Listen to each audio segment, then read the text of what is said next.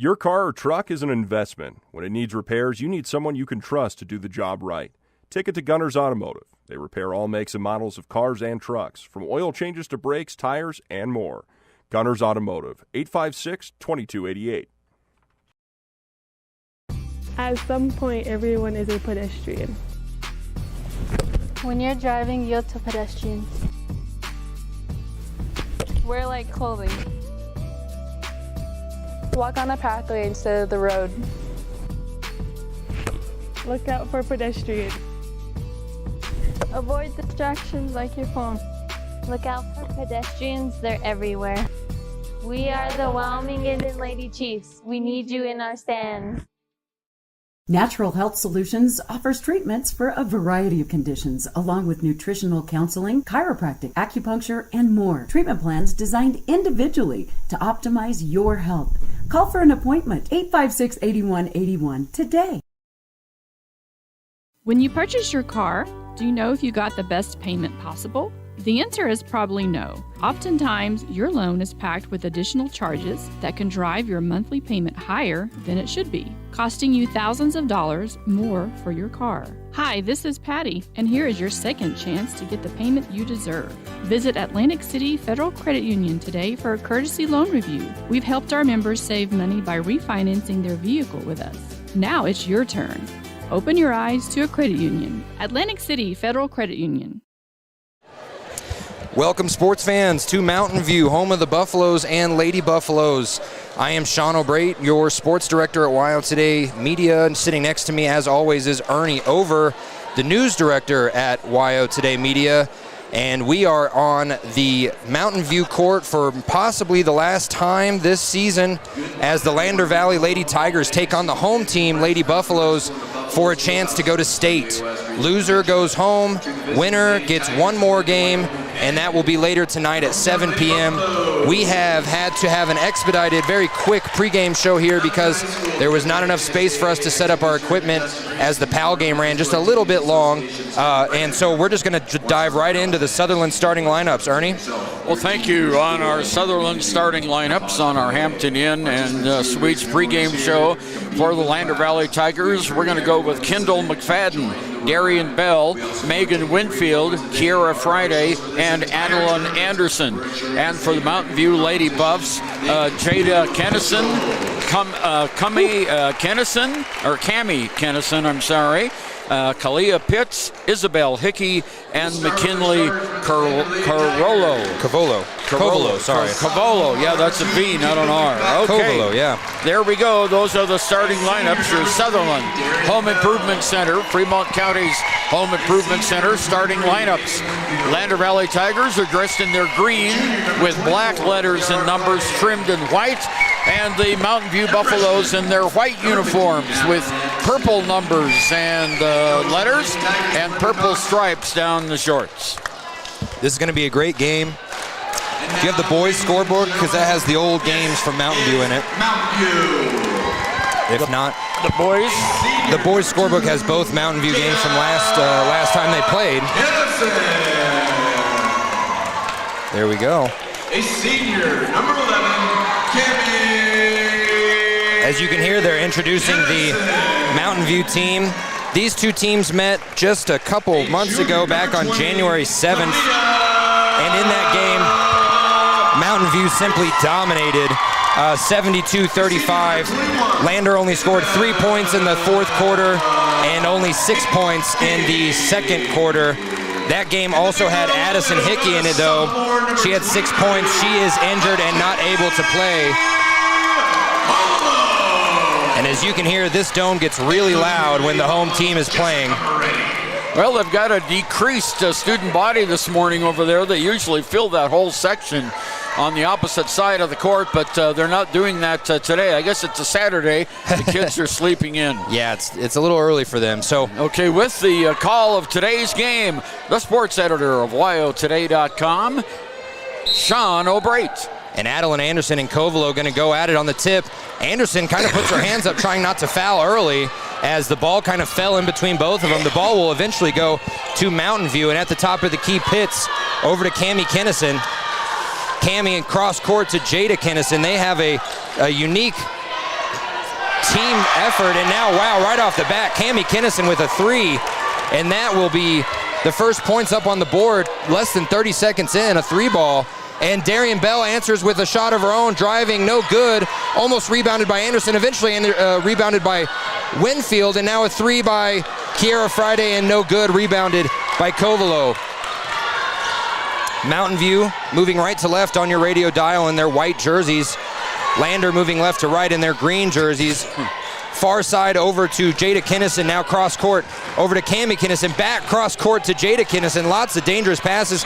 Jada Kinnison puts up a 3, and it's good. And right off the bat, it's a 6-0 lead. Well, the Tigers don't play well coming from behind, and now they're down 6-0. And in this same court just a couple months ago, they did not have a very easy time coming from behind either. Anderson drives, puts up a little 5-foot floater, airballs it, no good. Rebounded by a white jersey. 6:40 to go. It's 6-0. Lander down, and a cross-court pass stolen by Winfield. Winfield going to drive. She's going to put up the layup with the left hand, and it's good, and one.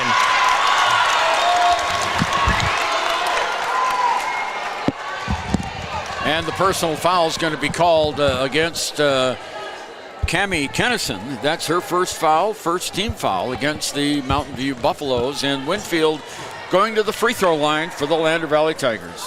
And the old-fashioned three-point play is good. Cuts the lead to 3, and now Mountain View going to dribble it across the timeline with Jada. Jada over to Cami. Both girls seniors. And along with Isabel Hickey, they are the only seniors on this team. Hallie Porter, a bench player who might see some action later. She's a senior. Now they try and drive the baseline. The ball gets poked out. Kendall McFadden gets it. She dribbles around, takes her time, and now she's going across the timeline. Gives it off to Bell in the left corner, far side, right in front of the student section. Nice inside look to Adeline Anderson. The turnaround jumper partially blocked and recovered by Kalia Pitts. Pitts taking over for Addison Hickey, who is hurt, and she is not going to play this tournament. Now an inside pass to Kalia Pitts, and it's good. Nice assist and lean in there. Adeline Anderson couldn't do anything unless she wanted to foul. Now Darian Bell, right at the half-court logo, gets stopped up. Has to pass it over to Friday. Friday drives to the elbow, puts up a little turnaround jumper of her own, no good. And rebounded by Winfield in the corner, but knocked out of bounds by Winfield as she tries to dribble. And now we will see our first substitution of the game. Aislinn Donahue coming in for Anderson. Anderson, Coach Cox told us Adeline Anderson has not been feeling well pretty much all week, so they've been giving her some limited minutes. And now the ball over in Mountain View, right side, far side. Now inside look to Covelo. Covelo up and good off the backboard for 2. Makes it a 10-3 game.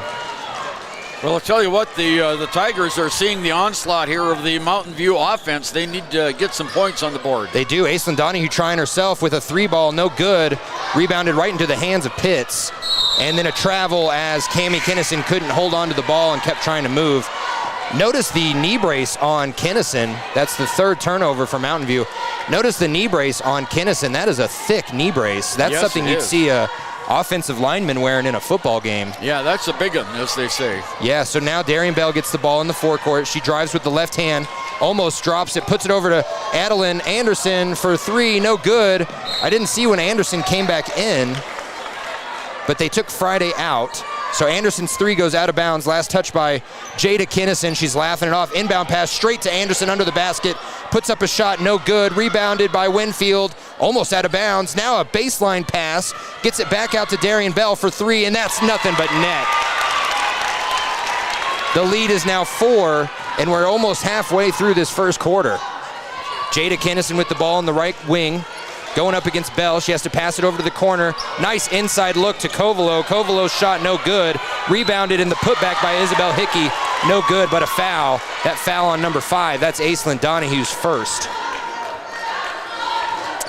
We just saw Lovell lose their last game against Powell, and the Lovell Lady Bulldogs coming up to watch the rest of these girls' games play out. Yeah, that game wasn't even very close. Powell really stuck it to him. Yes, and Powell moving on to the state tournament.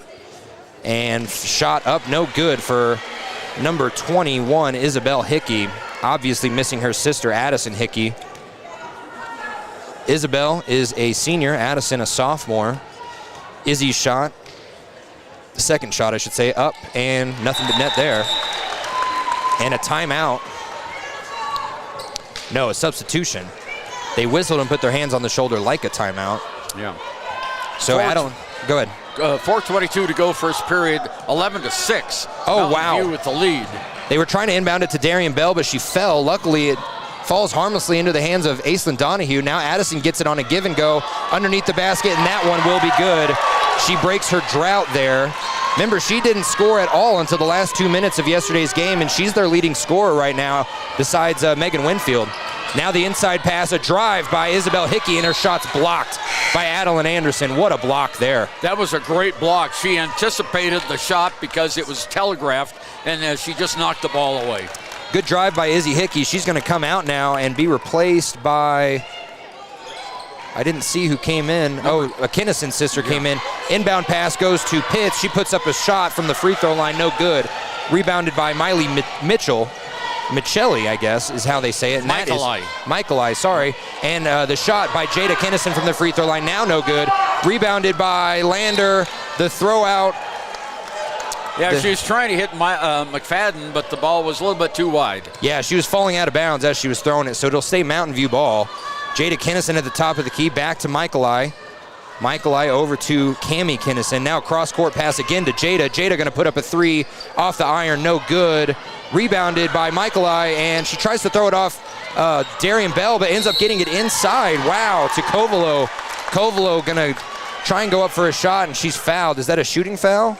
It will be a shooting foul. That'll be Aislinn Donahue's second. Yeah, that's 2 fouls on Aislinn, 2 team fouls on Lander. Uh-oh, Megan Winfield is limping. Yeah, that's not good. She's not able to put very much pressure on this left foot. Didn't see what happened. Kovalo's first shot, no good. They're going to let Winfield get a breather here. They're going to bring in Jamie Shoyo-Ferris for Aislinn Donahue. And wow, Megan Winfield going to stay in there? No, okay, good. Yeah. Friday coming in for Winfield, and Darian Bell comes out for the freshman, Hayden Goggles. So you got 3 freshmen in there right now. Shoyo-Ferris, Adeline Anderson, and Hayden Goggles. We're looking at the future of Lander here. Kovalo's second shot up off the left iron, no good. And a over-the-back call on Mountain View, and it is going to go against Pitts. Her first, team second. Team fouls 2 and 2 apiece. 3:25 to go in this first quarter. Boy, the first half of this quarter flew by. Now the second half's not moving very fast. Adeline Anderson gets it. She's going to drive, put up a little floater from the free throw line, and it's good. What a nice move going off of her strong foot. She has 2 knee braces on. One of them is better than the other, and she put it off the strong foot. Now Mountain View over on the right wing, far side, inside pass to Kovalo. Kovalo off the backboard. It's good. You can't give her those open looks. She'll make them every time. No, you have to block her out of that paint. It's now a 3-point lead by Mountain View. Yeah, she's their leading scorer by a mile. Now Anderson gets it. She's going to drive, kicks it back out to McFadden on the right wing. Gets it back out now to Anderson. She's going to drive the baseline, loses the ball. And it's sat on by Mountain View. Are they going to call that out of bounds? They are. Out of bounds on Mountain View as Jada Kinnison, trying to corral the ball, just sat down on it and rolled right out of bounds. Adeline's shoe almost came off, so again, she's busy tying it up there. Adeline gets the inbound pass on the left corner, far side. Now Goggles going to get it. She's going to drive with the right hand, almost travels, gets it back out to McFadden, who gets it inside to Adeline Anderson. Now Friday over to Goggles for 3. Oh, off the back of the iron, no good. And an over the back going to be called on Shoyo-Ferris. 13-10. Much different ball game than we were looking for. That's Shoyo-Ferris' first. And now we're going to see senior Lillianne Hamilton come in after the next timeout here. 2:20 to go, first period. Kinnison to Kinnison. Back to Kinnison. Over to Cammie on the left wing for 3, no good. And nearly rebounded by some white jerseys. Adeline Anderson just has to put her hands over her head, and almost an over and back. But Mountain View corrals it before it hits the half-court line. Now back to Cammie for another 3 from the same spot, no good. Rebounded this time by Kovalo, and Kovalo will get that. The putback, good. Makes it a 15-10 game, under 2 minutes to go. And we're going to get a timeout. We're going to take this timeout to bring you what our pregame show would have looked like as we were quickly trying to get our table set up here. Powell and Lovell ran a little long. So Ernie, with the starting lineups here, it's pretty obvious after the first 6 minutes of this game, you got to block out Kovalo, otherwise she's just going to score a bunch of buckets on you. Yeah, the Tigers have got to get in the lane and just keep her outside of the paint. Otherwise, she's already got 6 points. The good news is she's missed 2 free throws. So I guess if you have to foul someone, it might be Kovalo. But the Tigers, Adeline Anderson, she's trying to work her way inside the paint. So far, it's been successful with 2 baskets. Yeah, and last time we saw the Lander Lady Tigers here, Adeline Anderson was still very fresh on this team. That's no excuse for why they lost by nearly 30 points, but Adeline Anderson, a much more experienced player now. She's got her shots that she likes to play and pick out.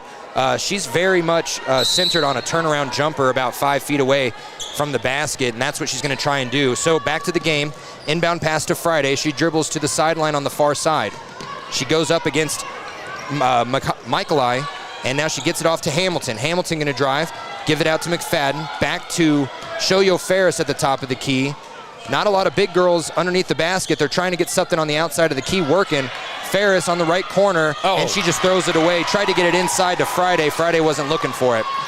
1:25 to go. 5-point lead for Mountain View. A shot from about 8 feet out, no good. They get the rebound though. Mountain View cross-court pass over to Cammie. Cammie inside look to Kovalo. Kovalo shot up and one.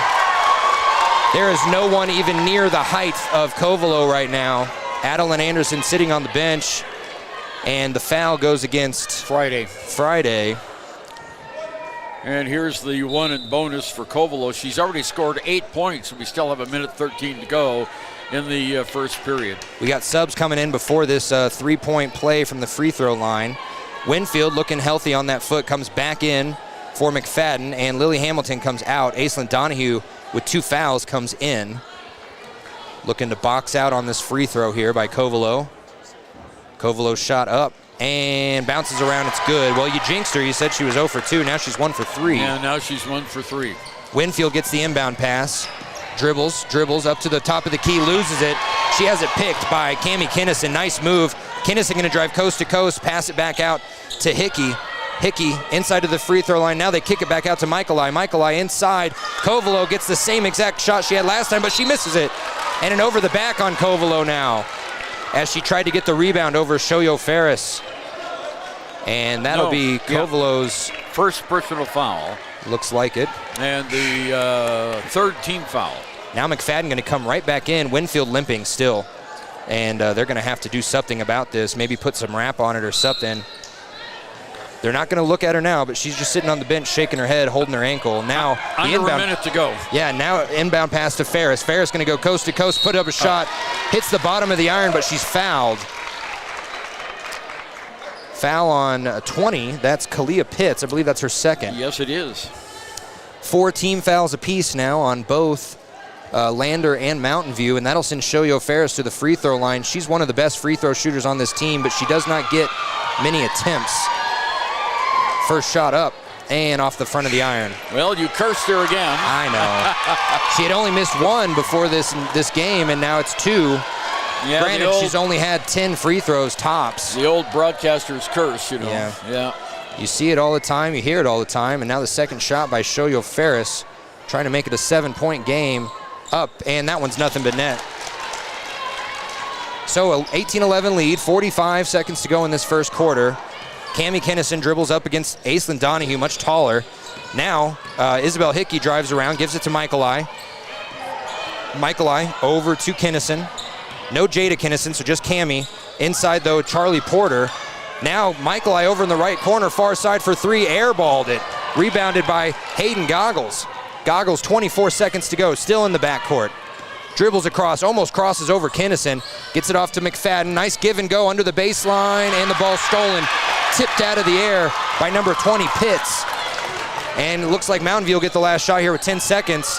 Inside pass to Charlie Porter. Porter goes up for the shot, and she's fouled with 6 seconds to go. I would have let her taken that shot. That did not look like a high accuracy shot, and that's going to be number 34, Hayden Goggles, first. Now Coach Cox brings Goggle to the sideline to talk to her, while Charlie Porter attempts to get her first points of the game. Porter bends, puts the shot up off the front of the iron. she's got kind of a funky shot. She brings the ball all the way back behind her right ear and just flings it up. Although I can't say much because I don't know if I can make a free throw right now. Not only am I tired, I'm cold. Yeah, that's right. It is kind of chilly in here. It is. Charlie Porter's second shot up. That one is good. Makes it an 8-point game again. 6 seconds, 5 seconds, 4 seconds. Inbound pass goes to Friday. Friday going to try and put up a three. No, she's not. She's just going to let it go. And that'll end our first quarter. 19-11 Mountain View. We'll be back with the second quarter of play right here on 93.1 KFCW, as well as on WYO Today's YouTube page, as always. When repairs are complete after a collision, you expect your car, SUV, or truck to look like new. That's the service you'll receive at Stork Auto Body in Riverton. Professionalism and meticulous attention to detail. You can depend on Stork Auto Body, 841 Miniweb Avenue, Riverton. From the field to the court to the pool and beyond, Fremont County athletes give their blood, sweat, and tears for their teammates and community. Why compromise that with alcohol or marijuana? Help your athlete make the most of their playing time by avoiding the dangers and impact that substance use can have on their performance and future. For more resources and information, visit FremontCountyPrevention.com. Welcome back. Second quarter of play here. It's 19-11. Home team Mountain View Lady Buffaloes already in the lead here, and their student section, like you said, about cut in half from yesterday. They still brought all 23 cheerleaders that they have, though. Yeah, it's amazing. Back when I was going to high school, we had 3 cheerleaders. Most teams had 4, and now they're in the double digits, up to a couple dozen each. And now the inbound pass coming from the other sideline inside to Darian Bell. So we have a much different group here. Winfield, Adeline Anderson, Hamilton, Bell, and Sandra St. Clair making her first appearance. They are playing up against a tough, tall Mountain View team. Anderson gets the ball on the right wing. She almost double dribbles, and now she loses the ball. Stolen away by Kovalo. Kovalo going to get a nice outlet pass to Cammie Kinnison, who drives, puts up a shot, and she's fouled. Looks like that'll be on St. Clair. No, it'll be on Bell. Bell's first. And going to the free throw line is Cammie Kinnison. She has 1 tray in the game. Cammie, with that knee brace on her left knee, puts a shot up, and it's good. Nothing but net.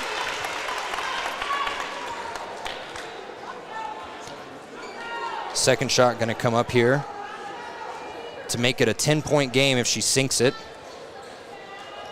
And she does not. It hits the back of the iron, and an over the back on number 14, Charlie Porter.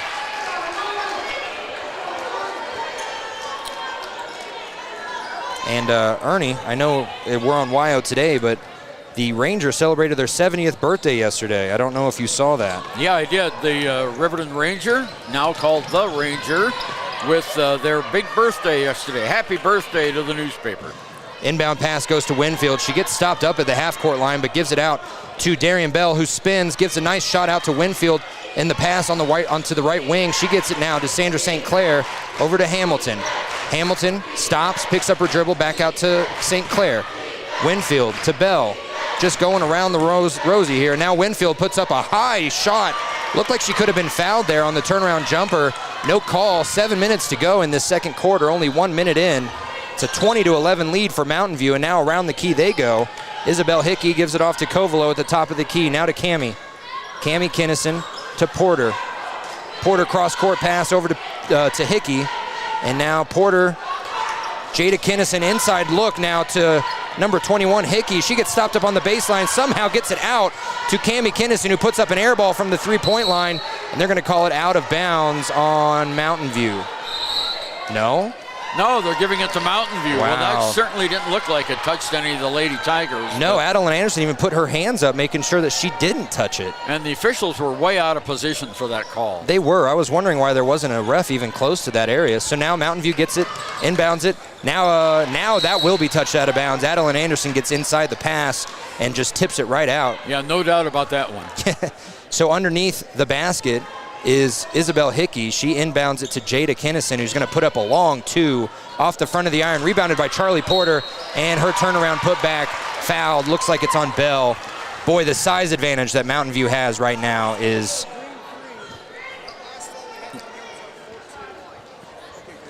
And it's the second personal foul. Yeah, he came over the scorekeeper's table. I just wanted to see what he was talking about.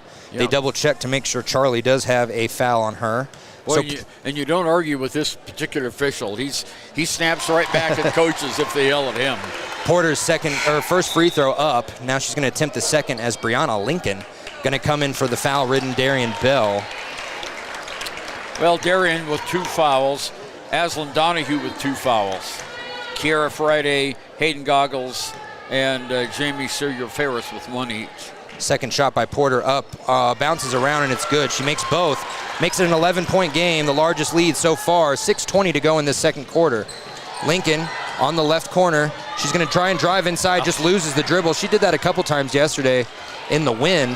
She's just much, much smaller, and she's getting bullied by these bigger girls. Now Mountain View over at the top of the key to Porter. Porter to Jada. Jada looks back to the coach for some guidance. Now an inside pass to Porter. Porter gets the ball poked out, but she gets it back out to Hickey for 3. No good. Tip out back into Covelo under the basket, and Winfield hits the dirt. Covelo gets the 2 either way. She had no one blocking her after Winfield hit the ground. Yeah, that was just Winfield just fell down. And she's still limping, and she looks like she's in a lot of pain. She's holding her knee, not even her ankle. Winfield at the top of the key. Sandra St. Clair has it over to Anderson on the right corner, near side. She drives the baseline, and a foul on Covelo. That could be some good news. If you get Covelo in some trouble, you might be able to get something, but that is her second.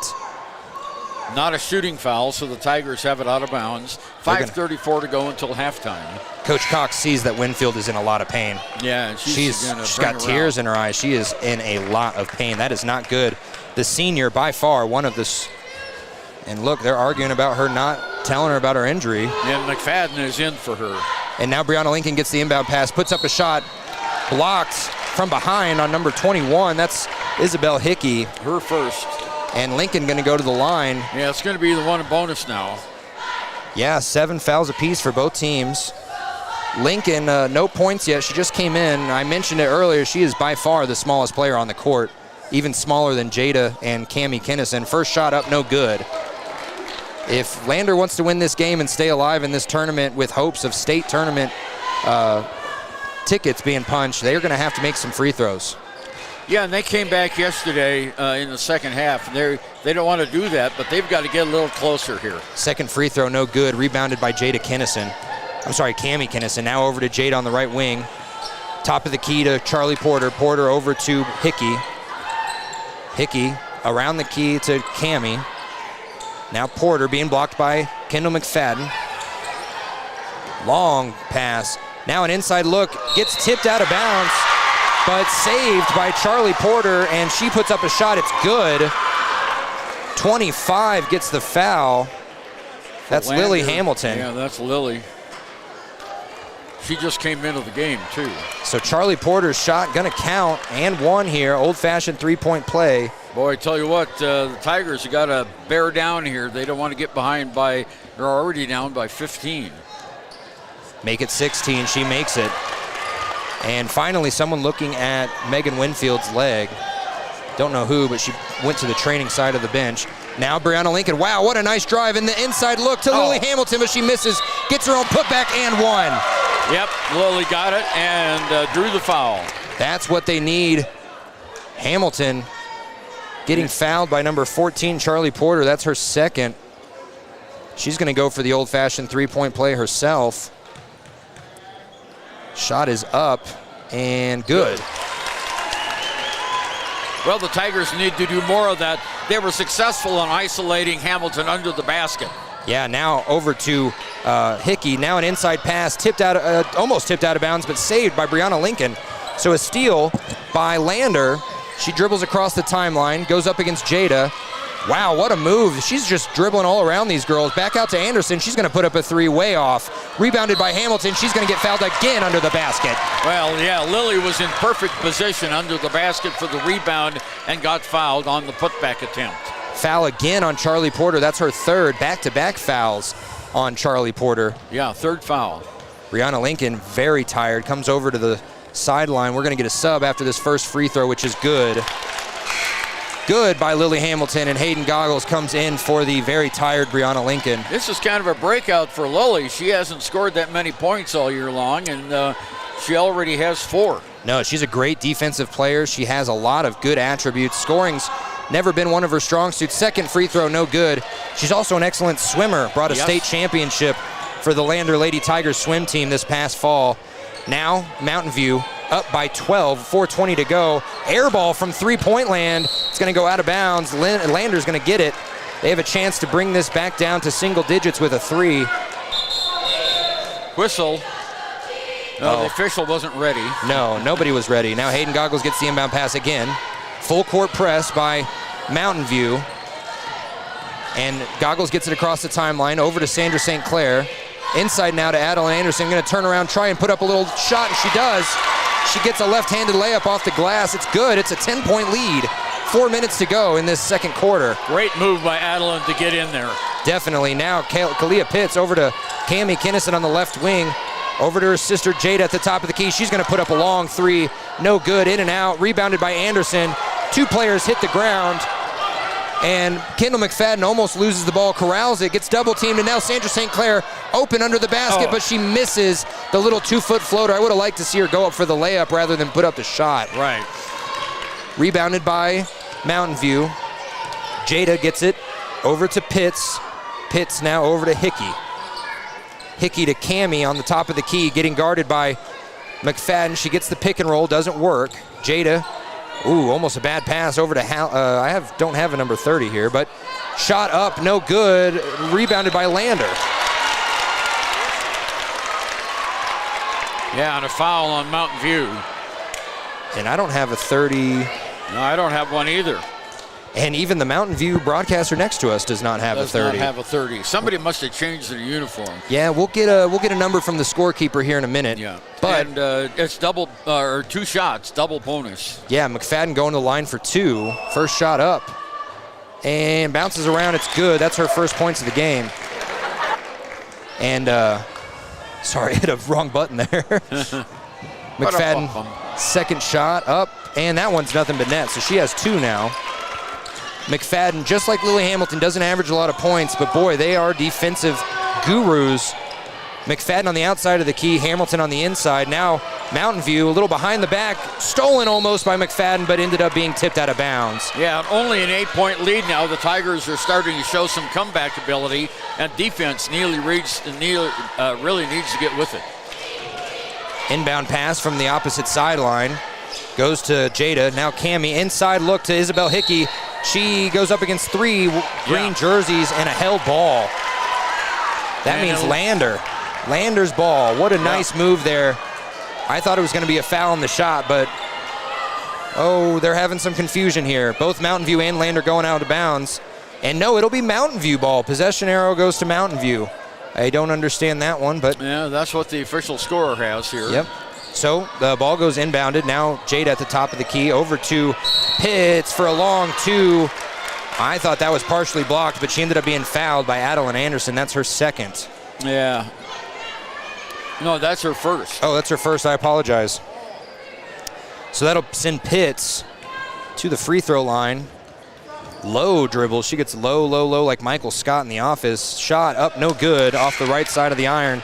And now Michaelai coming in for the much taller Isabel Hickey, and Shoyo Ferris going to come in and give Adeline Anderson a break. Adeline didn't want a break. She put her hands up saying, I want to play. Yeah. So Hamilton and Ferris, the big girls underneath. They also have Sandra St. Clair, Hayden Goggles, and McFadden out there. Shot up, no good again. Rebounded by Goggles. She was waiting out at the half-court line, and she still got the and now the ball tipped, almost a double dribble. Hayden Goggles gets it back anyway, thanks to Lily Hamilton. Left corner, Sandra St. Clair drives to the elbow, puts it back out. Now, Shoyo Ferris thought about a 3. She's going to go inside, gets it back out to Kinnison. Travel on Shoyo Ferris. And I meant Kendall, not Kinnison, but there's so many Kinnisons out there, you're just looking right at them. Right. And we're going to get a sub before they inbound it.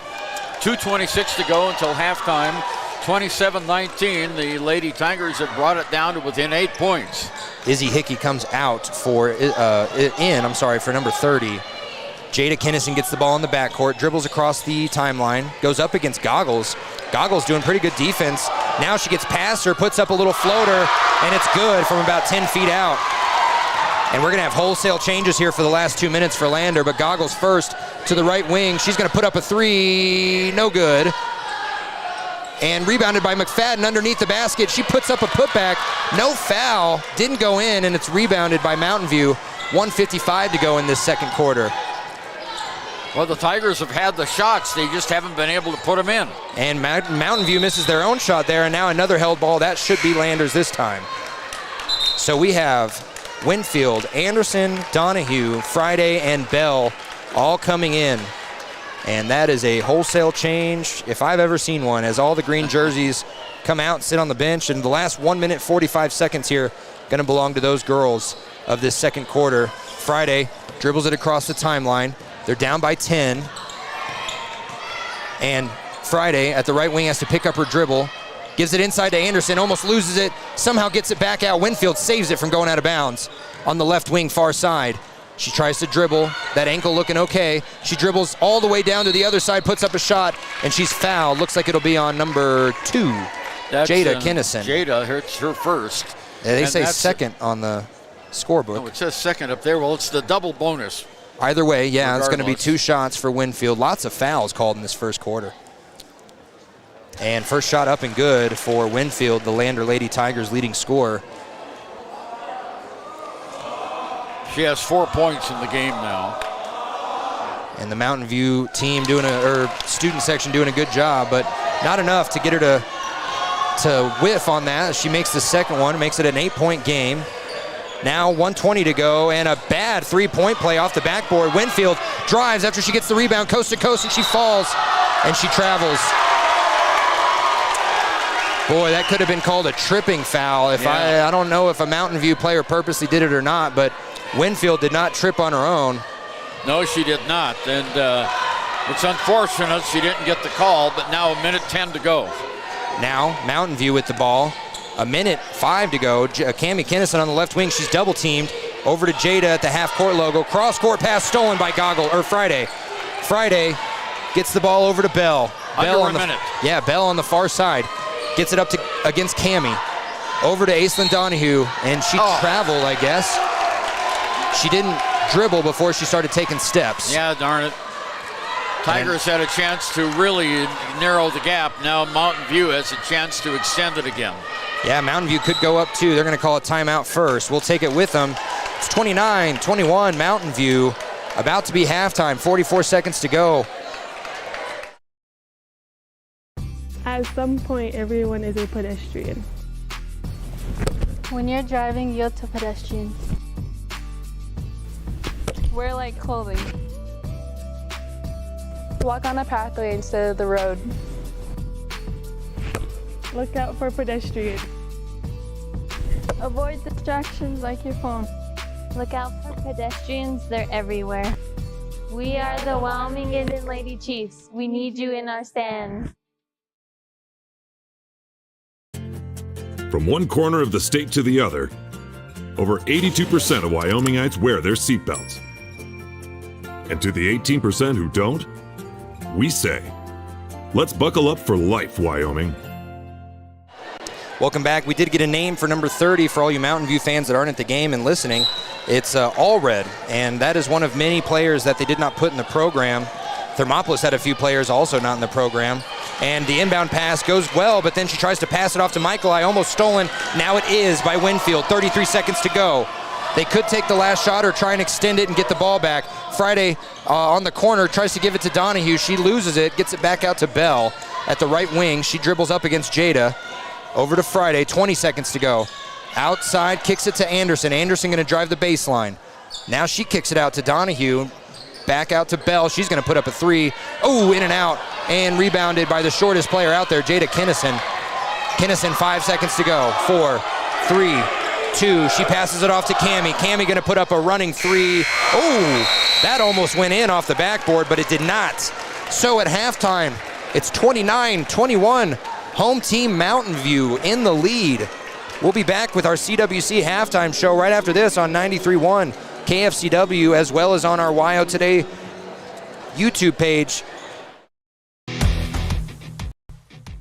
When you think about wellness, do you think about long walks, nutrition, having a personal trainer? No matter what your idea of wellness looks like, you can find yourself at Gotchi Gym. Their 1,900 square foot facility makes them one of the largest gyms open to the public in Wyoming. Be the best version of yourself with state-of-the-art equipment from senior to strongman. Take advantage of having a bistro on site as well as a certified NASM personal trainer. Take the first step in reaching your goals. Gotchi Gym. Gotchi Rehabilitation is always looking for new team members. See more at gotchi.org. You need an oil change, but you don't have a lot of time. Expressway Lubes on South Federal in Riverton and Highway 789 in Lander provide a fast, professional lube oil and filter change. Expressway Lubes, locally owned and proud to support our local student athletes.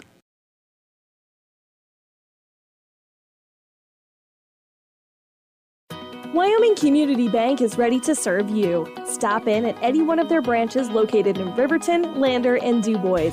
A bank that is owned and operated by the locals of Fremont County. Wyoming Community Bank. They're here to help you.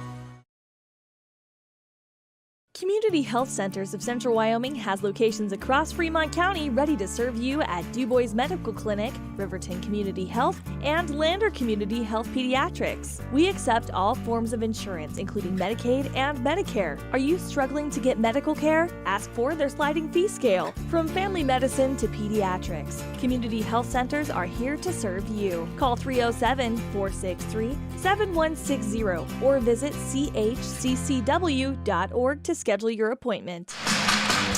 Welcome back. If you can hear that, that is the very large Mountain View cheerleading squad doing a performance at halftime. And it is halftime. It's 29-21 Mountain View. Lander had a few chances to make that lead a little less, but couldn't get the ball into the basket. Doing pretty well so far, Ernie, all things considered, with Winfield on a limp and a few foul trouble players. Ernie counted up the stats. We'll hear what we have to look forward to in the second half. Okay, each team, Sean, scored 10 points in that second quarter. For the Lady Tigers, Kendall McFadden had 2 for 2 from the free throw line. She has 2 points at halftime. Darian Bell won Trey in the first period for 3 points. Megan Winfield had 3 points in the first period, 2 points in the second period. She's 3 for 3 from the free throw line, 5 points. Lily Hamilton scored all 4 of her points in the second quarter on a field goal and 2 for 3 from the free throw line. Adeline Anderson had 4 points in the first period, 2 in the second, all on field goals for 6 points. Jamie Shoyo-Ferris had 1 point in the first quarter, 1 for 2 from the free throw line, and Lincoln is 0 for 2 from the line. For the Mountain View Lady Buffaloes, their lead scorer by no else McKinley Covelo. She has 11 points in the game. She has 5 field goals, 1 for 3 from the free throw line. Isabel Hickey, 1 for 2 from the free throw line for 1 point. Kalia Pitts has 1 basket. She's 0 for 2 from the line for 2 points. Charlie Porter has 6 points in the game. She's 4 of 5 from the free throw line with 1 field goal. Cammie Kennison started the scoring with 3 points in the first period of play. She had a field goal, 1 for 2 from the line, 6 points. And Jada Kennison also had a 3 in that first period, and that's all the points that she had. Turnovers, Lander 8 and Mountain View 7. And in foul trouble, Charlie Porter on the Mountain View Buffaloes has 3, 2 each for Jada Kennison, Kalia Pitts, and McKinley Covelo.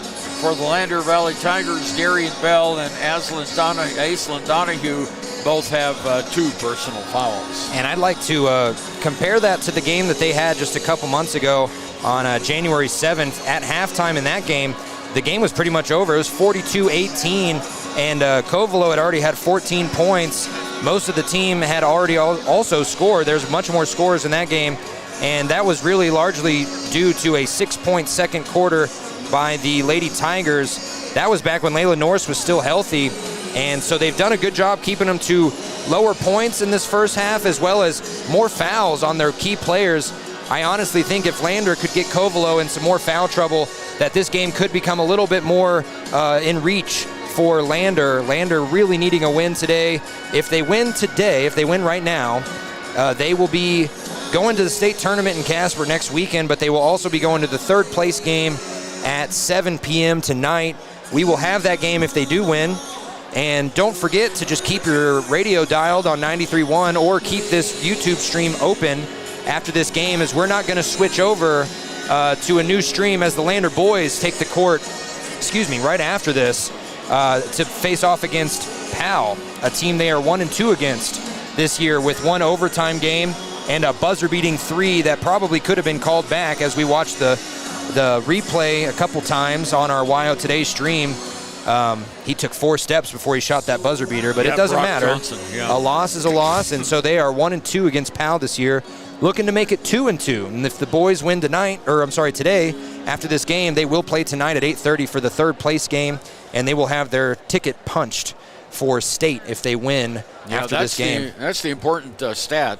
If either Lander team or if both Lander teams win, they're going to the state. Yeah, and the games tonight going to be happening in some snow, so we may or may not be stuck here tonight.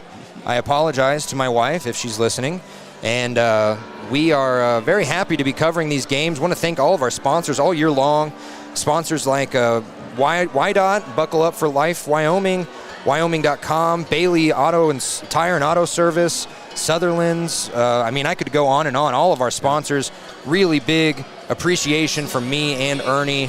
It is because of you that we are able to come here.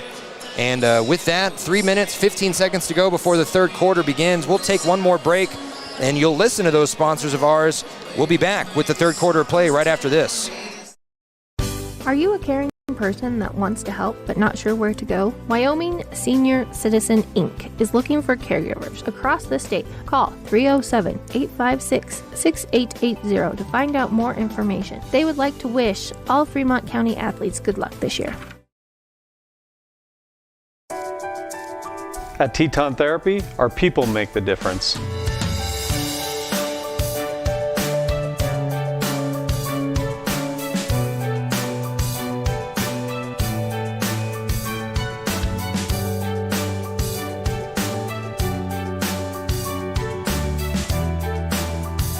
You can live pain-free.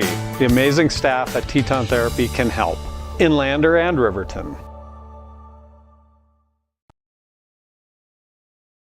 Papa Murphy's is proud to sponsor this week's Player of the Game. For a limited time, enjoy a Papa Murphy's barbecue chicken pizza made with KC Masterpiece barbecue sauce.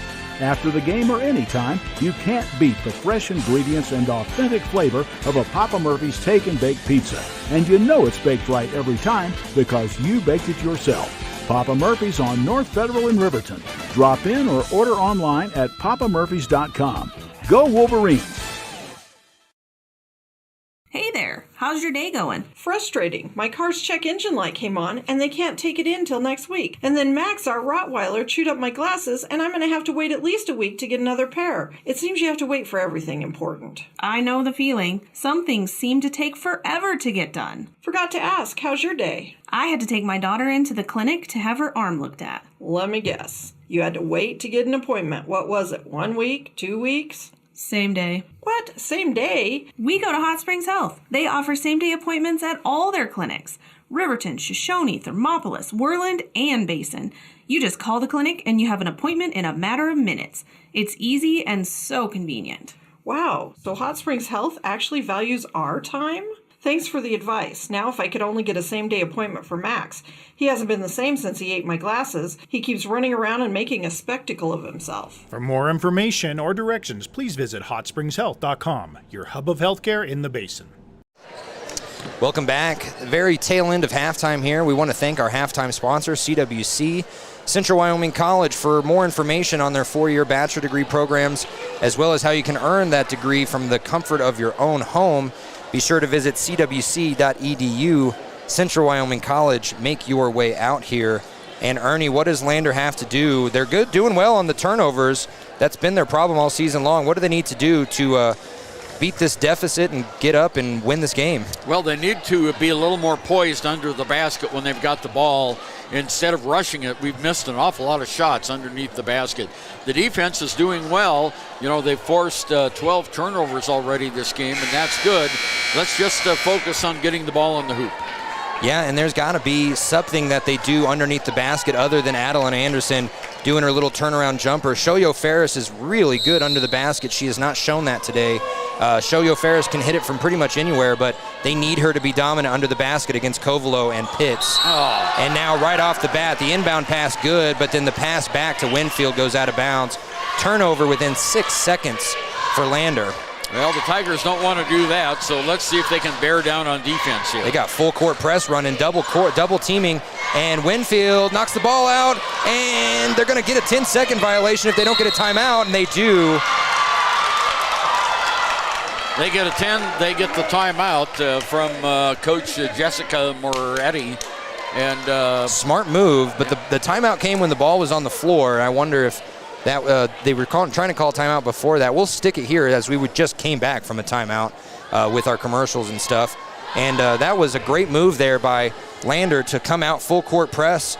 And Megan Winfield really did knock that ball out. And number 11, Cammie Kinnison, with that knee brace, came up limping. So I wonder if that is going to be a factor for any of the rest of this quarter of this game. But 7:42 to go. Nice to see the defense coming out, even though the offense turned the ball over.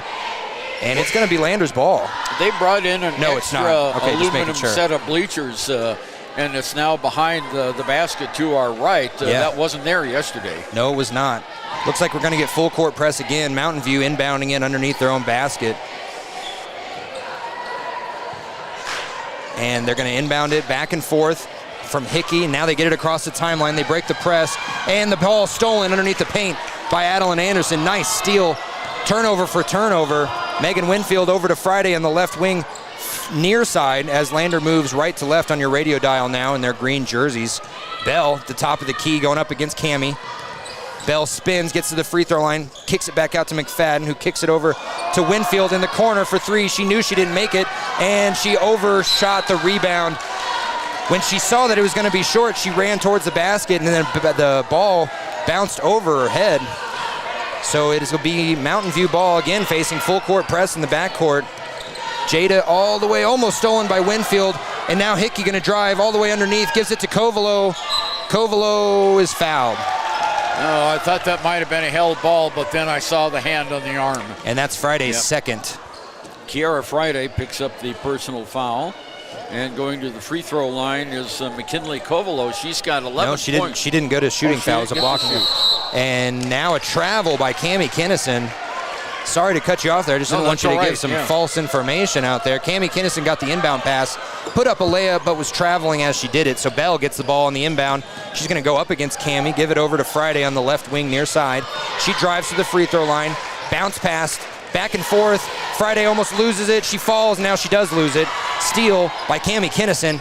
Long outlet pass to Hickey. Hickey going up, and her shot blocked by Anderson. Are they going to call that a foul? They're going to call the foul after the shot. Anderson ran into her after the ball went up and out of bounds. Boy, that was a clean block by Anderson, and for her to be pushing her as she did it, that's going to lead to a shooting foul. Hickey going to the line. That's Anderson's second. Isabel Hickey is 0 for 1 from the free throw line so far in this afternoon's game. I guess it's this morning, isn't it? We're still in the morning, yeah, even though it feels like it's been all day. Hickey's first shot up and good, and almost a minute and a half into this first quarter, we finally get the points on the board. It's 30-21. This would make it a 10-point game if she makes this. Dribbling, puts it up, and nothing but net, so it will be a 10-point lead for Mountain View. 6:35 to go in this third quarter. Bell gets it from the inbound. She's facing tough, sticky defense by Cammie Kinnison. Stops, gets it off to Winfield. Winfield drives to the free throw line, back out to Bell.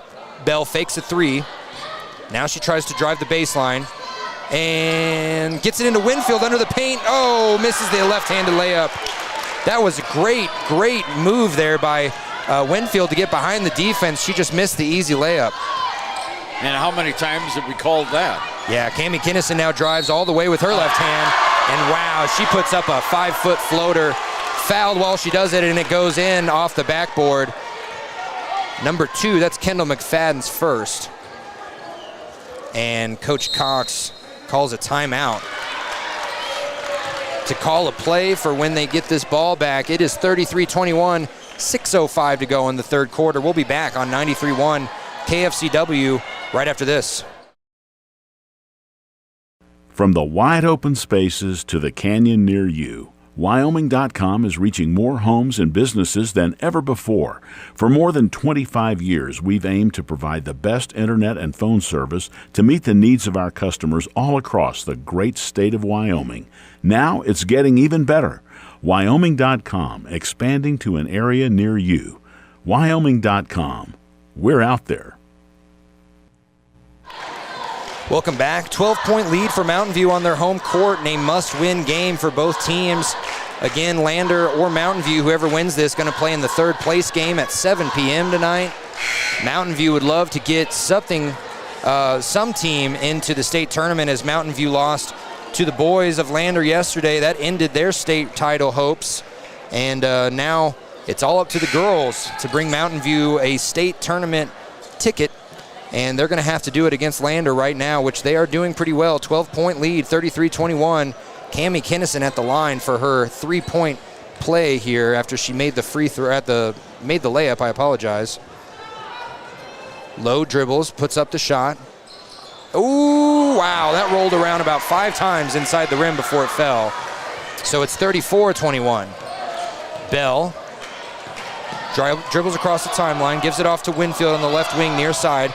She goes a nice give and go to Shoyo Ferris, but it's tipped and stolen. And now stolen right back by Winfield. And now open Bell underneath the backboard, and it's good. Boy, that was high-octane playing there by Winfield. Yeah, and I'm surprised they didn't call a foul on Mountain View all over Darian Bell. Yeah, and now the ball goes across the timeline for Mountain View, up 11, inside to Kovalo. She's going to put up a shot, and she gets the lucky roll over Shoyo Ferris. Makes it a 13-point game again. Bell dribbles across the timeline now, up against Cammie. Does the little spin move she likes to do so much at the top of the key. Gives it off to McFadden on the right wing, far side. She goes in with her left hand over to Ferris, and too high. Ferris wasn't looking for it. That's a turnover on Lander. That's number 11. Boy, oh boy. Full court press still for Lander. They're going up against Cammie hard. And a long pass, almost out of bounds. Now cross court all the way inside to Kovalo. Easy open look under the basket for Kovalo. That's what happens when you break the full court press and you have a big girl underneath the basket. And now we're going to get wholesale changes for Lander after this play. Kiera Friday dribbles across the key over to Bell at the top. Bell inside to Ferris. Ferris going to lean a shoulder in, and she just gets the ball stolen right out from under her by Hickey. Hickey going across the timeline. Gives it off to Jada. Jada, 4:30 to go. She leans in at the free throw line, puts up a shot and a floater, and makes it a 17-point game. The largest lead by far by either team. Well, the Tigers have got to stop this bleeding, otherwise the game's going to be too far out of reach. And this is starting to remind me much more of the first game between these two girls. Friday dribbles inside, over to Bell for 3 from the wing, no good. Rebounded by Kovalo. And held ball stolen. Stolen by Winfield, but not after a held ball, which means it will still be Mountain View. So we got Adeline Anderson, Sandra St. Clair, Hayden Goggles, Lily Hamilton, and Aislinn Donahue coming in for Lander. The fresh legs idea is a good idea when you're down 17 points. You just got to hope that those girls can score rather than just play defense. Well, with the second team in there during this last series, Mountain View outscored us 11-2. And now Isabel Hickey gets the ball over to Kalia Pitts. Now Michaeli is going to shoot a 3. Bounces around, no good. Rebounded by Kovalo, easily put back by Kovalo. 19-point lead. Lander. 17 points for Kovalo. Wow, that's rough. As we were talking about how well they were doing against her, now Anderson at the top left of the wing. She dribbles inside to the free throw line, puts up a shot, and she's fouled. Good foul there by Lander, getting Kovalo to commit her 3rd. Yep, that's right. 3 fouls, and what was an 8-point lead is now 19, I'm sorry. 19-point lead by Mountain View. Anderson at the line, is first trip there. And now she misses the first one. And number 30, Cody Allred coming in. We got that name. She was on the JV team all season. They had to put a couple players in, especially with Addison Hickey out. And I think Hallie Porter is also out. Otherwise, we would have seen her by now. She's a key player for Mountain View. Adeline Anderson, second free throw incoming. Loud dome here. Doesn't matter. Second free throw's good. Makes it an 18-point game. They stopped the full court press. Obviously wasn't working. Cami Kinnison gets it over to Michaelai. Michaelai dribbles around the key, gets it off to Allred. Allred over to Hickey. Hickey dribbles inside, has to kick it back out to Cami on the right wing near side. Cami drives, gets stopped up by 3 green jerseys. They're going to call that a foul? Oh, boy. Oh, well. Foul's going to be whistled. Goggles. Against that's her second. Hayden Goggles, yeah. And they're going to call that a shooting foul, even though she didn't even put a shot up. She was throwing it off of a Lander player as she was going out of bounds. I don't understand that call, Ernie. No, I don't either. Cami, a lot of time at the free throw line tonight. She's getting good. She just made her first one. Yeah, she's 3 for 4 from the line. 3:19 to go in the third. Now 43-24. Tigers were real close at the end of the first quarter. Now Mountain View's pulled away. Bounces around even off the backboard after it hits the iron and goes in. It's good. It's a 20-point lead. Largest lead by far for Mountain View. Bounce pass over to Hamilton. She's going to put up a 3. No good. Almost off the top of the backboard. Aislinn Donahue gets the long rebound. Passes it over to Adeline Anderson at the top of the key. She's going to put up a 3-ball herself. No good. They're trying to score in bunches. Goggles gets the rebound. Putback is good. What a visionary shot there by Goggles. She saw the ball in the air and climbed the ladder to get it. Now, ball over to Allred for Mountain View. Gives it back out to Hickey. Hickey going to drive and gets a nice pick and roll there, but didn't make the shot. And somehow Kalia Pitt's going to get the rebound and a held ball. That means Lander going to get the possession here off the rotating possession arrow. 2:37 to go, period 3, 44-26. As Kevin Shields would like to say, possession arrow, worst thing since, well, he's got a whole list. I don't really have one. Aislinn Donahue on the left wing near side gives it off to Sandra St. Clair. St. Clair going to put up a 3. That looks good, but it was too hard off the backboard and rebounded by Michaelai. Michaelai at the half-court logo. She's going to dribble up on the right wing over to Cami. Cami inside to Pitts. Pitts turns around, puts up a shot, no good. Nice defense there by Adeline Anderson to not foul. And Goggles gets it with 2:08 to go in this third quarter. Down 18. She's going to drive, gives it off to Aislinn Donahue on the right wing. Over to Lily Hamilton, now to St. Clair. St. Clair give and go inside to Hamilton, now back out to Goggles. She's got an open lane. She's going to drive, puts up a left-handed layup, and it's good. Back-to-back layups by Goggles. And Coach Cox yelling out defensive assignments for these last 2 minutes. Goggles going up against Cami. Now they get the switch. Lily Hamilton going up against Hickey. And the back and forth goes inside and almost dropped out of bounds. Back outside to Allred for 2, no good. And Lander tips the ball. They should have just grabbed it out of the air, but they got it anyway. Aislinn Donahue, 1:30 to go. 44-28 Mountain View. Goggles to the left wing over to the top of the key to Anderson. Anderson going up against Pitts. Anderson back out to Goggles. Coach Cox yelling right in front of her as her team. Goggles backs out to the top of the key, picks up her dribble over to Hamilton. Hamilton tries to drive, gets to the free throw line, kicks out to St. Clair for 3. No good, off the back of the iron. Coach Cox visibly upset. Michaelai dribbles around the key over to Allred in the left corner, far side. She dribbles, she had a lane, but she passed it up, gives it up. Cross-court pass, almost out of bounds, but they get it inside now to Pitts. Pitts turnaround jumper, no good, rebounded by Hamilton. 45 seconds to go in the third quarter. Sandra St. Clair dribbles across the key. They had the matchup they wanted, now they waited, and Mountain View gets it. Adeline Anderson inside, give and go to Donahue. Donahue, no good off the backboard, and it's going to be rebounded by Michaelai. 30 seconds to go. A few shots that should have dropped. I mean, those were 2 very easy looks there for the Lander Lady Tigers, and now Cami Kinnison drives inside and gets the layup with the right hand after dribbling through 3 Lander Lady Tigers. Boy, she just threw that up and off the glass and went in. Yeah, that was a luckier shot than you would have hoped for, but she got it. Anderson inside, 8 seconds, 5, and the Lander and the Mountain View team fakes out their own team. Yeah. Mountain View sideline with 8 seconds to go was yelling 3, 2, 1. Yeah. And the ball was stolen by Mountain View. Mountain View didn't even look at the clock. They chucked up a 3-quarter court shot. They're not going to give them any more time, even though that ball went way out of bounds way early. So with 1 second left, they roll it to the half-court line.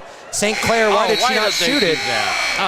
boy, lots of bad time management by both teams here at the end of the third quarter, and that'll make it 46-28 at the end of the third.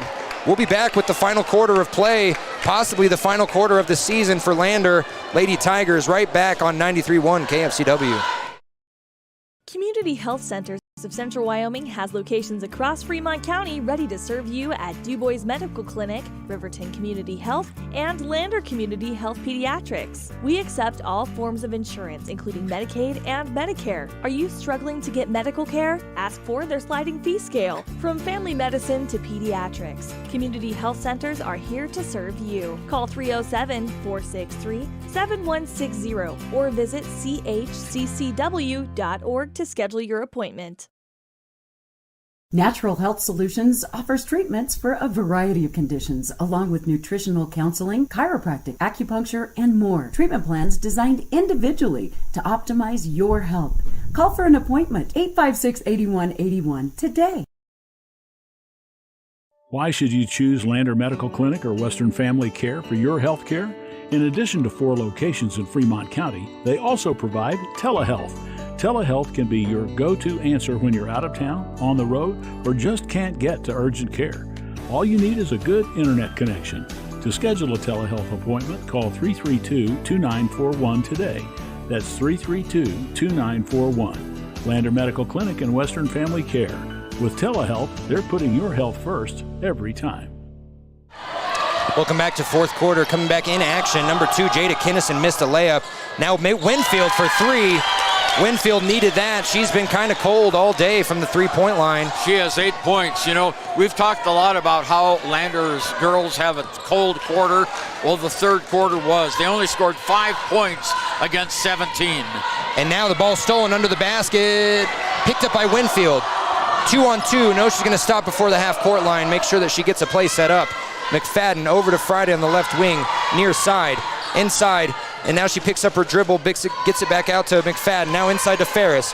Ferris goes the wrong way and almost puts up a shot behind the backboard. It's no good. Rebounded by Mountain View. She had the right idea, just the wrong execution. Yeah, she turned left. She should have turned right. Now 46-31, 7 to go in this fourth quarter. And now Jada going to put up a long three herself. No good. Rebounded by Darian Bell. Bell dribbles across the timeline. She's going to go up against Cami Kinnison, and now a pick and roll, almost a moving screen. Good thing they didn't call that. Over to Friday on the right wing, far side. Goes up, spin moves, back out to Ferris. Ferris inside back to Friday, luckily saved by Winfield. It almost went out of bounds. McFadden gets it over to Bell at the top of the key. Bell over to Friday, left wing.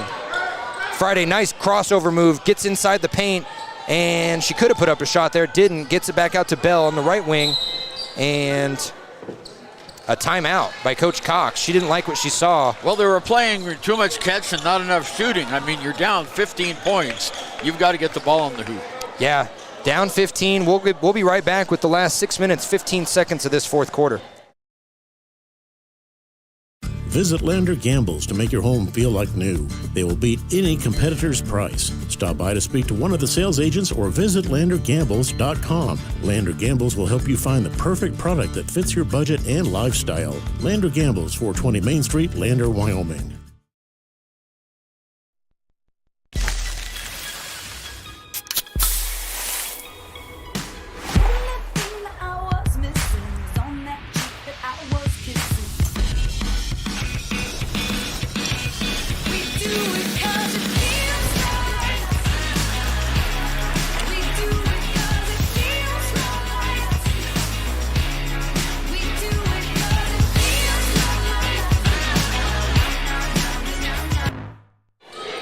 Welcome back, and in action, Megan Winfield going to put up a three from the right corner, no good. Rebounded by Anderson under the basket.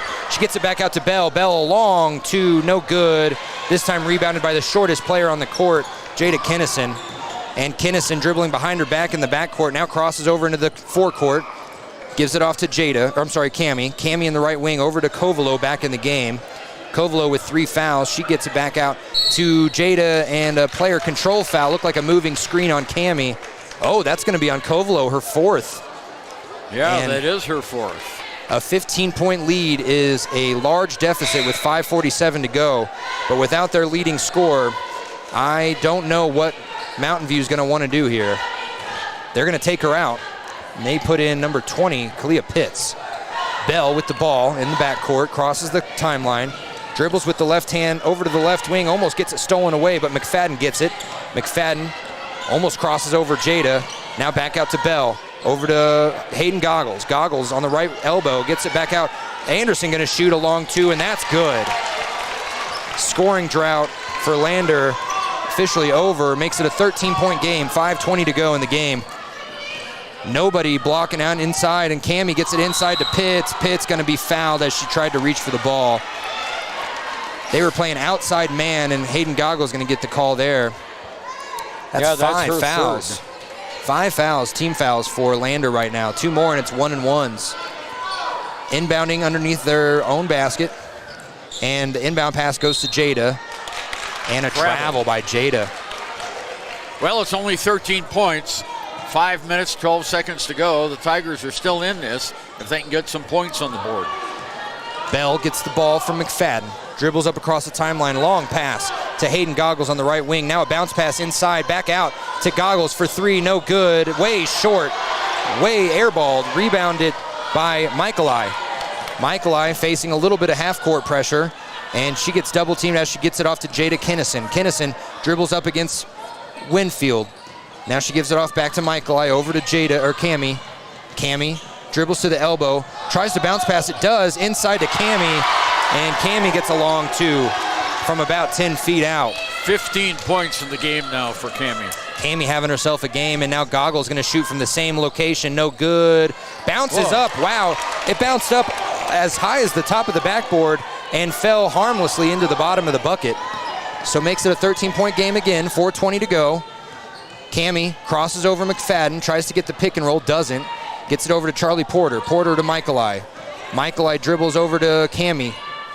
Cammie on the left wing, far side, goes inside over to Jada. Jada going to put up a long two, kind of an awkward shot, and rebounded before it goes out of bounds by Michaeli. She puts up a putback, no good. Rebounded by Bell. This is their chance to get it under 13 points. Bell going to dribble to the left corner near side, inside to Anderson. Anderson going to turn around, puts up a shot, no good, off the back of the iron. Coach Cox yelling words of encouragement. Might be a little late. 3:40 to go in this fourth quarter. Cammie drives all the way through 2 players, and she's fouled on the layup. That'll be a shooting foul, I believe, on Goggles. Yeah, that was 34. Yep, Goggles. And that is her 4th personal foul. That was almost a frustration foul, Sean. Yes, and I would imagine that Hayden Goggles is a little frustrated right now. Lily Hamilton set to come in after this free throw by Cammie Kinnison. Well, the Tigers, narrowed it down to 13, but they haven't been able to get it under that here in the fourth quarter. Kinnison shot up, no good off the back of the iron. Hamilton going to come in for Goggles. Kovalo coming back in for Michaeli. Goggles going to be a great player on this team for years to come. She's got a good 3-point percentage, and she has a nice defensive mindset. Cammie Kinnison's second shot incoming. And it's good. Nothing but net. Makes it a 14-point game. 3:39 to go in this final quarter. And the Mountain View cheerleaders waving goodbye in their cheer. A little rude, a little early as well. And now Darian Bell over on the right wing, far side, gets it inside. Now she's going to shoot a 3. Oh, no good. Rebounded by McFadden under the basket, and she's going to be fouled. A push. Looks like on Charlie Porter. Yep, number 14, Charlie Porter with the foul. That's their 3rd team foul. Her fourth, third team. Yeah. So McFadden going to inbound it underneath the basket. Well, they finds a streaking Winfield. Sorry. I'm sorry. They gave Mountain View a 2-point shot on the same circumstance last time. Lander didn't get it this time. Winfield misses the 3, and Mountain View gets it back, and now almost a travel palmed ball. And that wasn't necessarily her fault. She started to fall, and she tried to pick the ball up with her left hand. 3:13 to go. Still a 14-point lead for Mountain View. Lander desperately needs points in bunches here and a couple stops. Bell dribbles across the timeline over to Winfield. Winfield dribbles inside. She's going to get it back out to Anderson, almost tipped out of bounds by Mountain View. Anderson going to drive inside, puts up a 3-foot floater, and it falls. Boy, that bounced and hit every part of the rim there. She's in double figures now with 11 points. Much better game for her than yesterday. Cami Kennison dribbles across the key over to number 20 Pitts. Now a cross-court pass to the top to Hickey. Hickey over to Jada. Jada over on the left wing. She dribbles around Bell, tries to get it back in. Now a high pass to Kovalo, and she's going to find the backboard. That's what she does best. She shoots it over Lily Hamilton effortlessly. Makes it a 14-point game with 2:30 to go. It's all over but the crying now. Adeline Anderson going to go for three. No good, in and out. Rebounded. They might want to start fouling now if they even want to have a chance. Jada Kennison gets the ball. 2:12 to go. Crossover on McFadden, and the student section makes it known to the world there as Pitts goes inside, gets it back out to Jada. Now a long inside pass to Kovalo. Kovalo shot no good with the left hand, but rebounded by Cami. Gets it back inside to Kovalo. Kovalo falls and puts it out of bounds. Last touch by Kovalo, so it'll be Lander ball. 1:53 to go. That looked like an alligator crawl there. She's trying to get the possession of the ball. Yes, and a timeout by Lander. Yes, timeout by Coach Cox. We'll take it with him. 14-point game, less than 2 minutes to go. We'll be back after this. Wyoming Community Bank is ready to serve you. Stop in at any one of their branches located in Riverton, Lander, and DuBois. A bank that is owned and operated by the locals of Fremont County. Wyoming Community Bank. They're here to help you. Central Wyoming College now offers Bachelor of Applied Science degrees in Early Childhood Education and Organizational Management and Leadership, with an emphasis in outdoor education, tribal leadership, or business and entrepreneurial leadership. CWC offers 3 ways to learn: online, virtual, and in person. Learn, grow, lead, and advance at Central Wyoming College.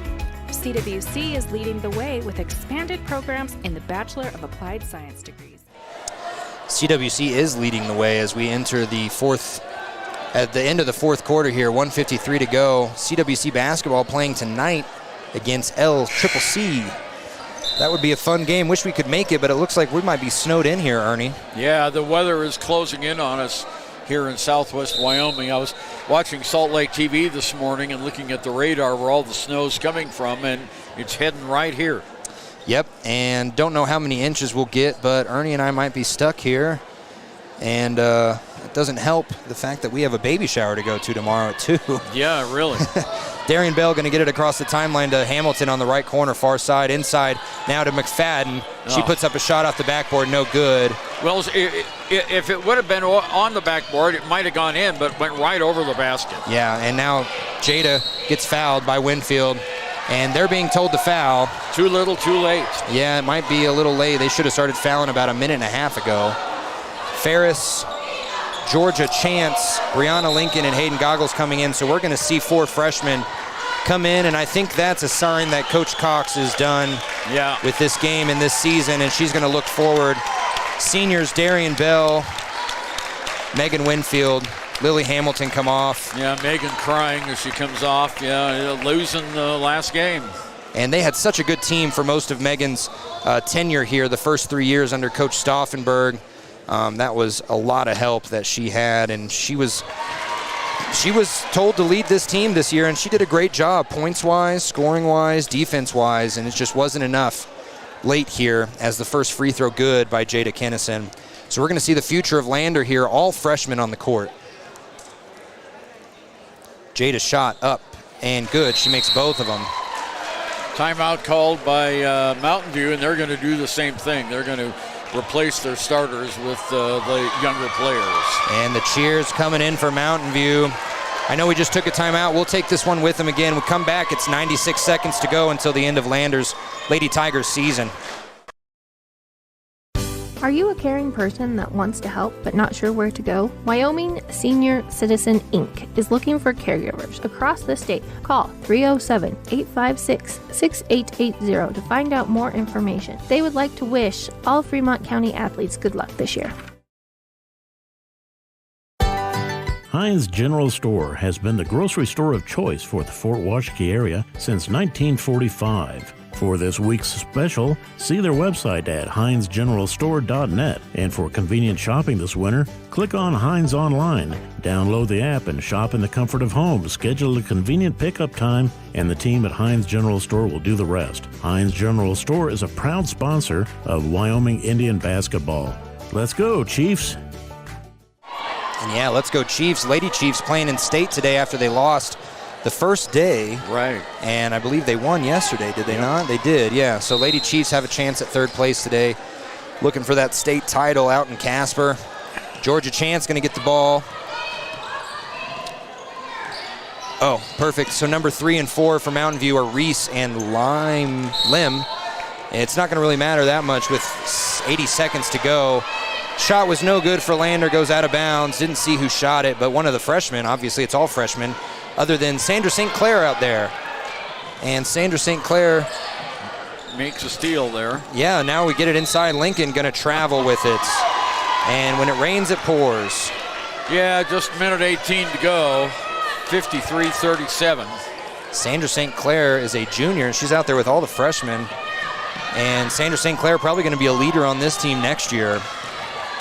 Number 4, Lim, coming in. Now number 12, Allie Seibert, gets it off to Allred. She puts up a layup, no good. 60 seconds to go. Still a 16-point lead. Now Hayden Goggles going to put up a 3 from the left wing, no good. Rebounded by Chance. Chance over to St. Clair for a long 3. Off the iron, no good. And number 4 rebounds it for Mountain View, Lim. L-Y-M, I hope I'm saying that right. And Lim dribbles across the timeline with the left hand, 40 seconds to go. Over to Reese. Reese, another freshman, she gets it off to Allred. Allred going to go in from the free throw line and bounces it off, no good. Rebounded by 12, Seibert. Back over to Reese. Allred, another long shot, this time it's good. A three-pointer for the JV player. And Lander, the score does not indicate how well they played in that first half, but the second half play was just not there. And the ball goes out of bounds, last touch by Mountain View as they tried to drive the baseline, did. Well, again, it was that poor third quarter. Yeah. Lander has always had a bad quarter in all other games this year. This year it was the third quarter. They only scored 5 points. Yeah, and it has been a third quarter problem for Coach Cox this year. 8 seconds, 7 seconds. Georgia Chance going to try a 3 to end the season. She gets it. Makes it a 16-point loss rather than a 19-point loss. And congratulations, Mountain View. They have now confirmed their ticket to the state tournament next week in Casper. And Lander moving on to next year with some strong experience play here by some sophomores and juniors. Next year, it's going to be Kendall McFadden. It's going to be Aislinn Donahue, Zoe Mulholland if she's healthy, Sandra St. Clair, Kiera Friday. Those are going to be the experienced players, all upperclassmen. And we're going to have some strong freshmen going into their sophomore year with a lot of experience with Hayden Goggles, Adeline Anderson, Jamie Shoyo Ferris, Brianna Lincoln, and Georgia Chance getting some minutes late in this season. And that'll do it from us here. We're going to take a quick break, come back with some stats and the pregame show for the Lander boys. Don't turn that dial. Living well isn't just about things. It's about the things that matter. Your family, your friends, and your health. For decades, Sage West Healthcare has been committed to improving the health and care of our communities.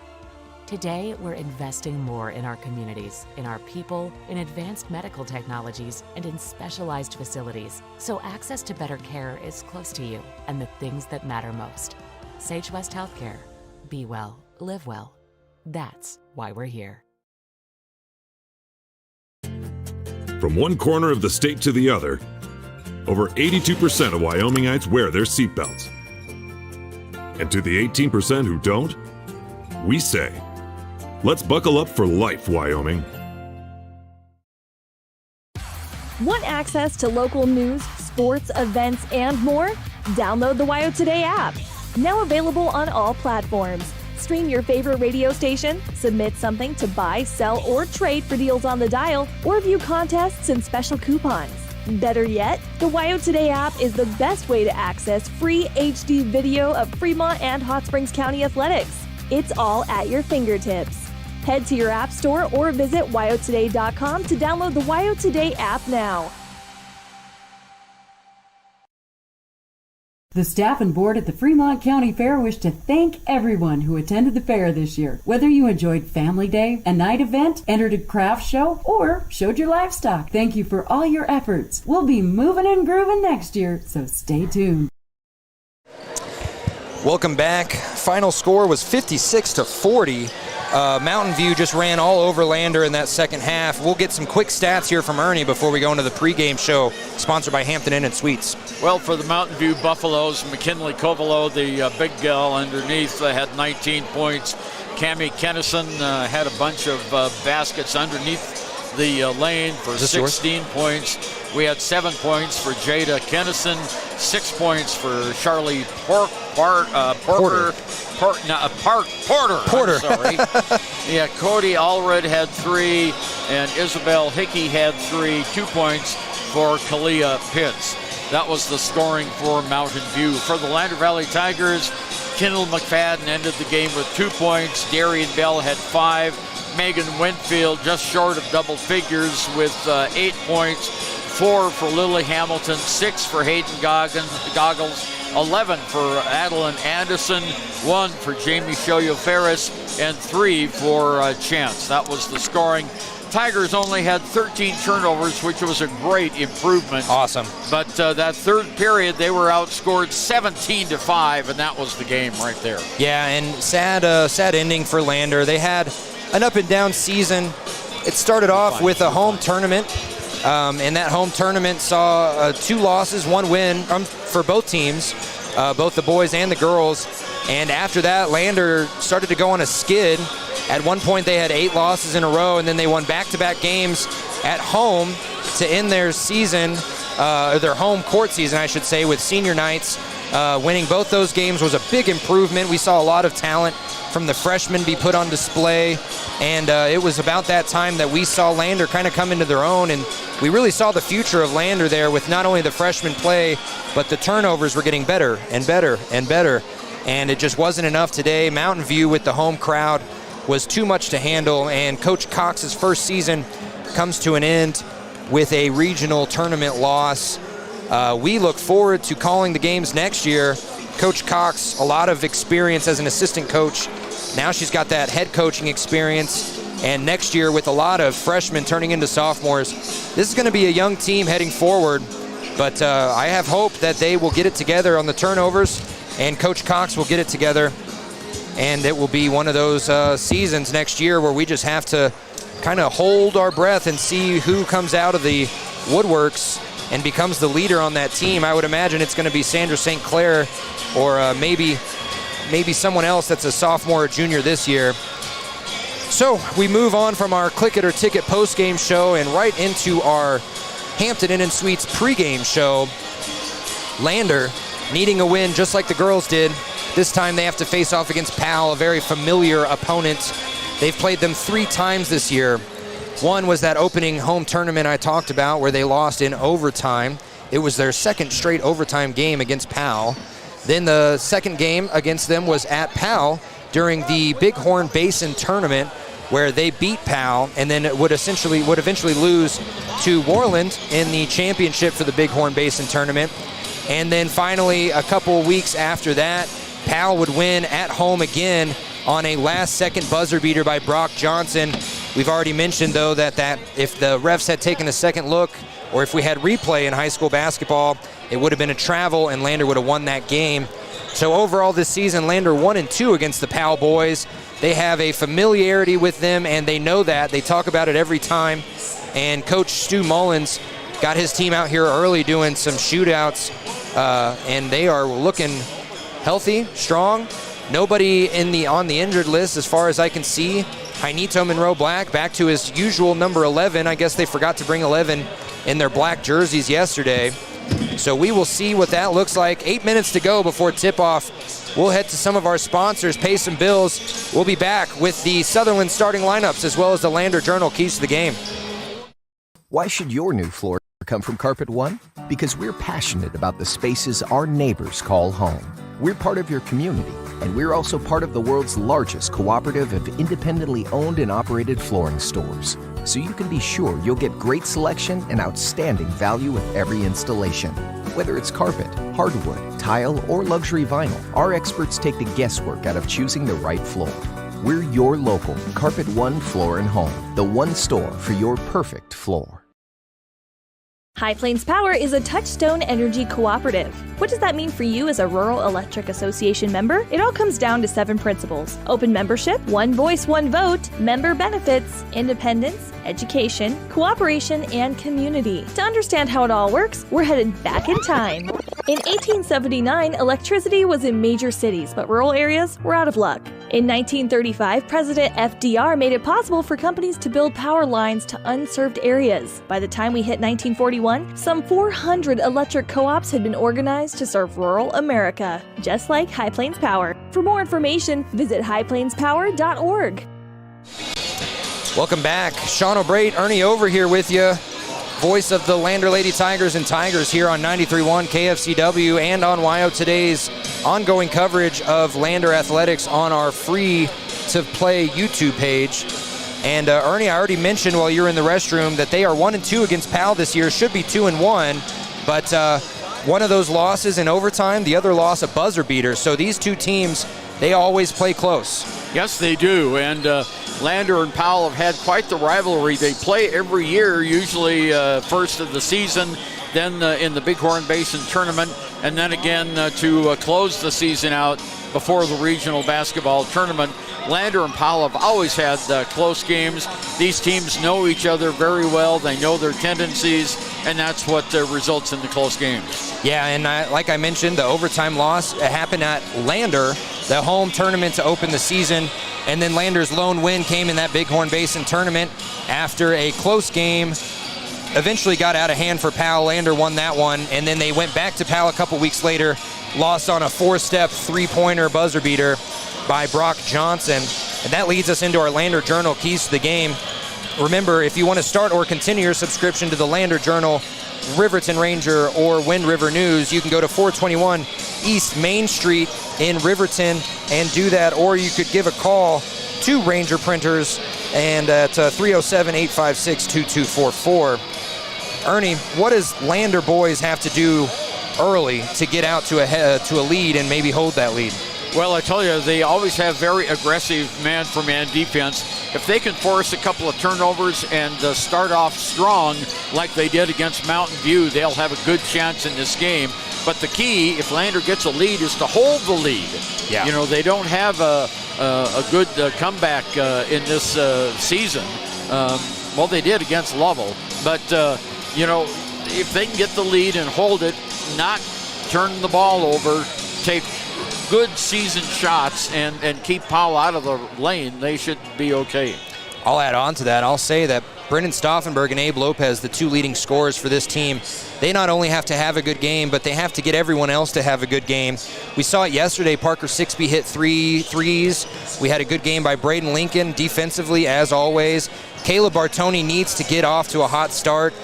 He's great at rebounding and putbacks, but when he can really feel out his shots early in the game, he has a hot streak in him at some point during the game. So all these players are dangerous, as we heard Coach Stu Mullins say. And as far as Powell goes, if Powell wants to win this game, they're going to have to stop those two players we mentioned, Stauffenberg and Lopez.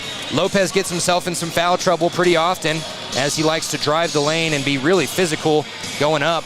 But they're going to have to do that, and they're going to have to get some production out of players like Brock Johnson, Jet Schwann, Gunnar Erickson, and they're going to have to get a lot of production on offense as well as defense. I'd like to see Kaysen McClung come up and have a good game today. You know, he had a broken arm. He sat out half the season, and he really hasn't come back to form. I'd like to see him have a good game today. I would too. Sixby, I'm just watching him do shoot-ups here. He's made 5 straight threes. 6 straight threes. If he's feeling it in shoot-ups, I would give him the ball early. Oh, there's his first miss. Shouldn't have given him the limelight there. But if they can get someone started early that is not named Stauffenberg or Lopez, they have a really good chance of getting a lead early and holding that lead. This team filled with defensive stars. Caleb Bartoni, we already mentioned his rebounding ability. Braden Lincoln, not a big point scorer, and he is really, really good on defense. He's a senior. He's looking to get into the state tournament. Obviously, all these kids are, but Braden Lincoln and the rest of the seniors here, Kason McClung, Brennan Stauffenberg, and Abe Lopez, they didn't play this season to get to a regional tournament loss. They came to get to the state tournament, and that's what they're going to be looking for today with a win. Yeah, both teams have that as their goal, and the team that wants it more is going to win today. You know, these two teams play so close all season long. So, for the seniors, that's their ultimate goal. They want to make state, and I'm sure the Powell Panthers have the same feeling. Yeah, and we actually roomed with the Powell Panthers at Little America, so we were walking out the door with them this morning, and I got to talk to Gunnar Erickson, and he said that yesterday hurt their loss to Lyman, and I would imagine after that hurt, because they won their first game, lost their second. Lander, on the other hand, lost their first game to Lovell, won their second. So Lander coming in with a bit of winning momentum, Powell coming in with a lot of revenge and spite right now. So as the teams finish their shoot-ups here, 90 seconds to go before tip-off. I don't know if we have starting lineups readily available. I hadn't gotten them yet. I guess we'll get them off the PA when they come in. We will get them off the PA. We'll take one quick break, and we'll be back with our Sutherland starting lineup. It's more than clocking in or collecting a paycheck. We are a network of caring professionals who want to be here, dedicated to serving our communities. We are Sage West Healthcare, our 2 campus hospitals in Riverton and Lander. We take pride in our region, our people, and our communities. Located in beautiful central Wyoming, filled with natural recreation in our own backyard. We are neighbors caring for neighbors, a community caring for its own. We are Sage West. We are recruiting the best, like you. Welcome back. Tip-off about to happen here. First, we're going to get the lineups. Powell looks like they're about to go first. Lander still having a few last-minute meetings with their coach. And we have a full set of bleachers with 2 teams waiting for their turn to get up here. And for Powell, starting off in their black jerseys, orange numbers with black trim.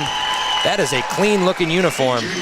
Number 3, Marshall Lewis. Number 4, Brock Johnson. Number 10, Trey Stenerson. Number 23, Jet Schwan. And number 30, Gunnar Erickson. A heavy upperclassman-filled team here. No freshmen on the roster other than a JV player that is probably just going to be used for subs or the last few seconds here.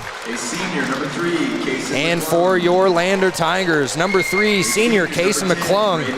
Number 10, senior Braden Lincoln. Number 15, junior Bennett Washburn.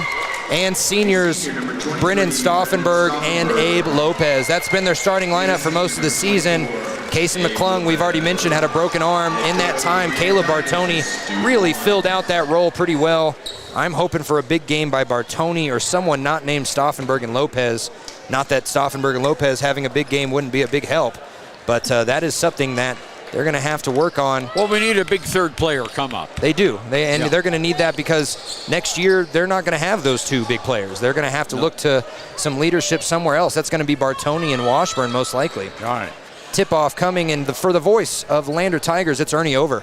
Okay, here we go. Stauffenberg is in, and the tip goes to no one, so we're going to redo it. Yeah. It's Trey Stenerson for the Powell Panthers and Brennan Stauffenberg for the Lander Tigers. The tip goes to the Powell Panthers. With the ball is Gunnar Erickson. Erickson around the key. Now Marshall Lewis has it. Lewis underneath. There's a shot up and off. Not good by Brock Johnson. We know his name. He's the one who hit that big layup here, or the big shot at the end of the game. Stauffenberg for 3 for the Tigers. It's in and out. Not good. Rebounded there by Stenerson. Stenerson will bring it into the forecourt. Over on the left side now to Brock Johnson. Johnson hands it off to Lewis. Around the horn it goes. Here's Johnson, Stenerson, and Nice it's intercepted by Braden Lincoln. And the Tigers get it. Tigers, Stauffenberg crosses the timeline. Near side to Lincoln. Over to McClung. McClung drives it across the top of the key to Lopez. Lopez makes a drive inside the paint, puts a shot off the glass, not good. And the higher, taller player, Gunnar Erickson, gets the rebound over him. Now on the far side, here's Stenerson for a shot. Up, off, not good.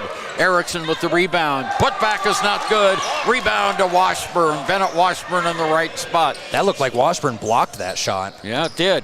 Here's Stauffenberg over to Lincoln. Lincoln on the right, left side outside. Drives the baseline, stops, puts a shot off the glass, draws the foul. No, he traveled. Oh, he traveled? Yep, he took 3 steps. I saw that. Yep. Well, I was waiting for the foul call. No wonder it never came. Powell moving left to right on your radio dial, by the way, in their black jerseys. Lander moving right to left in their white. Brock Johnson brings the ball down court. He pops a 3 from outside the arc, and it's good. First points of the game come almost 2 minutes into it.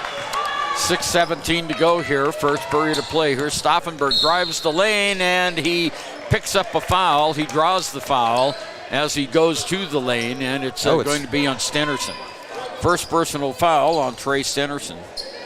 Not a shooting foul. This is the same crew that ref Lander's win yesterday. Here's Stauffenberg. He takes one from 7. It's up, off, not good. Rebounded by Gunnar Erickson. Erickson slowly brings it down into the forecourt on top of the key over to Johnson. Johnson looking for some help. Gets it from Erickson. There's a long 3 that's good. Wow.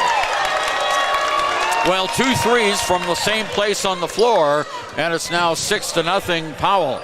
Lander coming back down. Here's Kason McClung puts a shot up from the middle of the lane, and it drops. First points for Lander. You said it. McClung needs to get hot. He has not had very good offensive outputs ever since he got back from that broken arm. Marshall Lewis with the ball, and it's picked off by Abe Lopez. Lopez down court for the Tigers, outside the arc, drives to his left side, faked the shot on top to Stauffenberg. Stauffenberg makes a move inside over to Lopez in the corner, and we have... He stepped out of bounds. Yeah, darn it, stepped out of bounds, and that is the second turnover for Lander. Well, he got that pass in the left corner really close to the out-of-bounds line. I think he was closer to the three-point line than he was the out-of-bounds line. Johnson hucks it over to Erickson. Erickson down in the court underneath the basket. Brock Johnson almost lost the basketball. Goes around top, on top to Lewis. Lewis underneath, puts up a shot, not good. Rebound is going to go out of bounds, and it'll be Lander's ball. McClung was really astute not to touch that ball as it last went off a Powell Panther. Boy, so far, a very sticky defense underneath the basket for Lander. They gave up the 2 threes, but they're doing really well underneath. Washburn on the left side outside. Across the key it goes to Lincoln in the corner, midway between the 2 lines. Stauffenberg over to Lopez, back to Lincoln. Lincoln on top of the arc, over to McClung. McClung just outside the arc, dribbles to his left side, hands it off to Washburn. Now to Lopez. Lopez at the free throw line to Washburn just behind him. And Washburn fires it over to McClung. McClung in middle of the lane, stops, doesn't shoot, off to Lincoln. Lincoln back over to McClung, who wanted a 3 but didn't take it. Now to Stauffenberg. Stauffenberg dribbling it close to the ground to McClung, to Lopez on this side. They're not finding anything that they want. That's why they keep passing it around. Here's Stauffenberg underneath in the lane, puts the shot up, draws the foul. And that's going to be what they have to do. Obviously, the inside is going to be really hard to get into. We just saw them pass it around the key for 10 minutes. Number 10, that's his second on Stenerson. Yeah, Trey Stenerson gets his second personal foul. At the line is Brennan Stauffenberg. I tell you, he saved the game last night for Lander. He went 9 for 9 from free throws, but he missed that first one. He missed the first one yesterday, too, and then went 9 for 9. Here's his chance to repeat that performance from yesterday. Cade Queen came in for Stenerson. Shots up, and it falls. So it's 6-3. Tigers cut the lead in half. Here's Gunnar Erickson to Johnson. In the corner goes. There's a long shot up. It's too long. Not good. Lincoln rebounds for Lander. Off to Brennan Stauffenberg. Brennan brings it all the way down. Stops at the free throw line. Lost the ball. Picks it right back up. Off to McClung. McClung has looked twice now like he wants to take that three, but hasn't done it yet. On top to McClung. McClung on the right side to Lopez. Lopez makes a move from the right wing. He tries to dribble behind his back, loses the ball. Brock Johnson for the lay-in. Well, that was just great vision by Brock Johnson. He knows what Abe Lopez likes to do, and he was waiting for the behind-the-back dribble, and before that ball could reach the other hand of Lopez, Johnson. Oh, what a save by McClung by going outside. That was a good save by McClung. Shots up, good! Kaysen with 2 baskets already, and it's a 5-point lead, 8-5. Powell in those black uniforms coming down. It's a 3-point lead. Wow, what and a personal foul on Powell.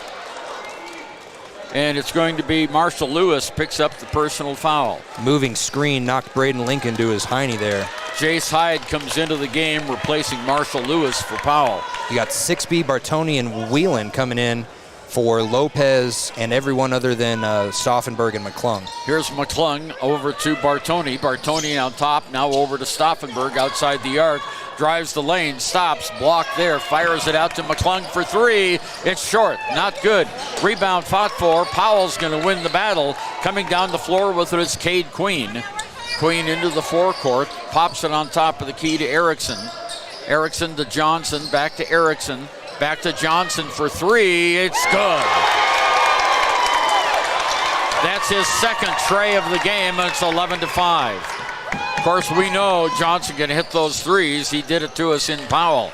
Here's Stauffenberg on top of the arc. Moves to his right side. Fires it over to Parker 6B for 3. No, not good. Little bit too long. Rebounded and thrown out of bounds. Turnover for the Powell Panthers. And we have Lander will have it right in front of the Tiger bench. 2:08 to go, first period, 11-5. Here's the inbounds from Bartoni to Stauffenberg. Tigers trail by 6. Over to Bartoni. Now to 6B in the corner near side. Stauffenberg fires a 3. Ooh. No, not good. He was in looking for out. the foul. He was trying to get the foul. That's why he leaned in like that. Brock Johnson with the rebound, gives it off to Cade Queen. Queen for 2. And it goes 13-5. Timeout by Lander. 1:41 to go, first period, 13-5. Powell over Lander. A well-drawn-up game plan can be the difference between wins and losses. The same can be said about your mental health. Making a game plan to talk to your children can make a huge impact on them and help make them feel supported and listened to. The good news is, this winning game plan isn't hard to implement. All it takes is you starting the conversation and being ready to talk. If you need helpful resources and tools, you can visit FremontCountyPrevention.com. Ernie Over and Sean O'Brate back with you at the Mountain View Dome in Mountain View, Wyoming at the high school here. Tigers trail 13-5 on our WyoToday.com scoreboard. Earlier, the Lander Lady Tigers lost their game and their season came to an end against Mountain View. Now the Tigers looking at a 8-point deficit here. We'll try to get back in this game. Bartoni on the right side outside to McClung on the near side now. Comes over to 6B. Back over to McClung. McClung at the free throw line. Lost a handle on it. Gets it back. Out it goes to Talon Whelan, who just came into the game. Here's Stauffenberg just outside the arc to McClung. McClung in the lane. Puts up a shot. It's knocked out of bounds, and it'll be Powell's ball. Was that knocked out of bounds? Landers. No, yeah. I don't think it was knocked out of bounds. We had a bad view of it here because a lot of black jerseys, but looked like he tried to go up for the layup, and then he tried to pass it underneath to Bartoni, and Bartoni just wasn't even looking for the pass. Here's Erickson, gives it off to Queen. Queen in the middle of the lane, fires it back outside. A long three-pointer by Swan is not good. Goes out of bounds. Lander will have it. 1 minute to go here in the first period. It's been Powell doing all the scoring. They've had 3 trays, 13-5, and now coming back into the lineup is Marshall Lewis.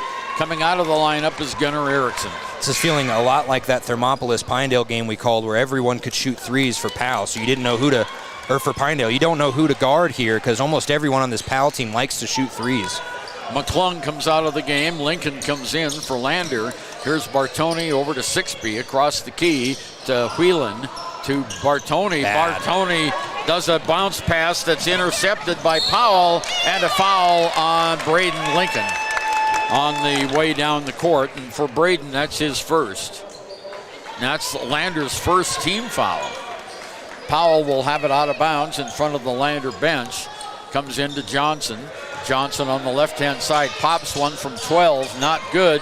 Tip is up, not good. Fight for the rebound, that's a foul. And that should be a foul on Powell as they knocked Lincoln off his feet, and it is going to be a foul.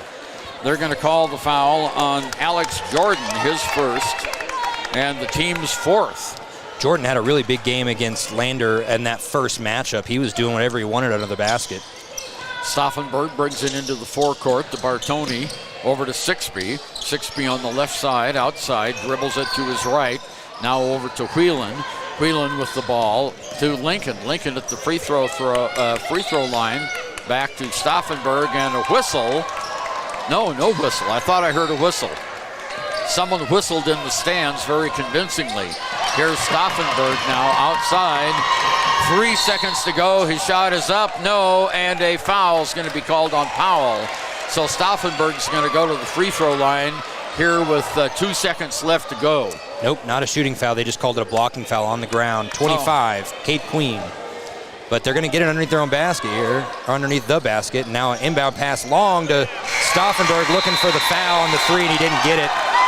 That'll be the end of the first quarter. Powell 13, Lander 5. We'll be back on 93.1 KFCW and on WYO Today's YouTube page.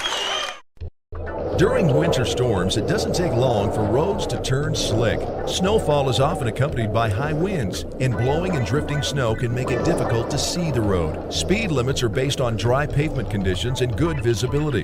Be ready to reduce speed and increase following distance. Crashes are twice as likely to happen when it's slick out, and it's usually because someone is driving too fast for conditions. Remember, when there's ice and snow, take it slow. This message is brought to you by WYDOT. Ernie Over and Shauna Brait back with you in Mountain View, Wyoming, where Powell has a 13-5 lead over your Lander Tigers in the game where the loser's season comes to an end. And I did it again. Every time we play Powell or Warland, I accidentally wear my Oklahoma State sweater, and I look like a Powell fan. It's bright orange. Yeah. I have done this 3 times now, and I don't understand why my brain doesn't put 2 and 2 together. Well, we'll forgive you.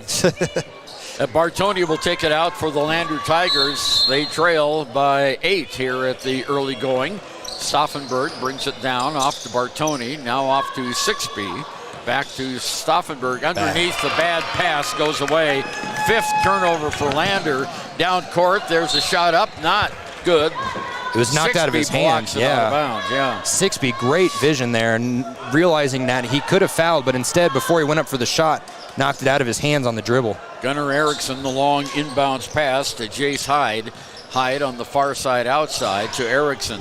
Now over to Lewis. Lewis with the ball, kicks it on top. Now on the near side, it comes to Jeff Schwann. Schwann over to Erickson for 2. It's a 10-point lead. 15-5. Tigers need to put it in gear here. Here's Whelan on the other side in the middle of the lane. Can't shoot underneath. Oh, and the shot by Lincoln hits the bottom of the backboard. Ball's loose on the ground, and Powell's going to come away with it. Erickson has it. Erickson down court to Schwann. Schwann, he almost traveled with the ball. Finally gets it out to Erickson. Across the key it goes.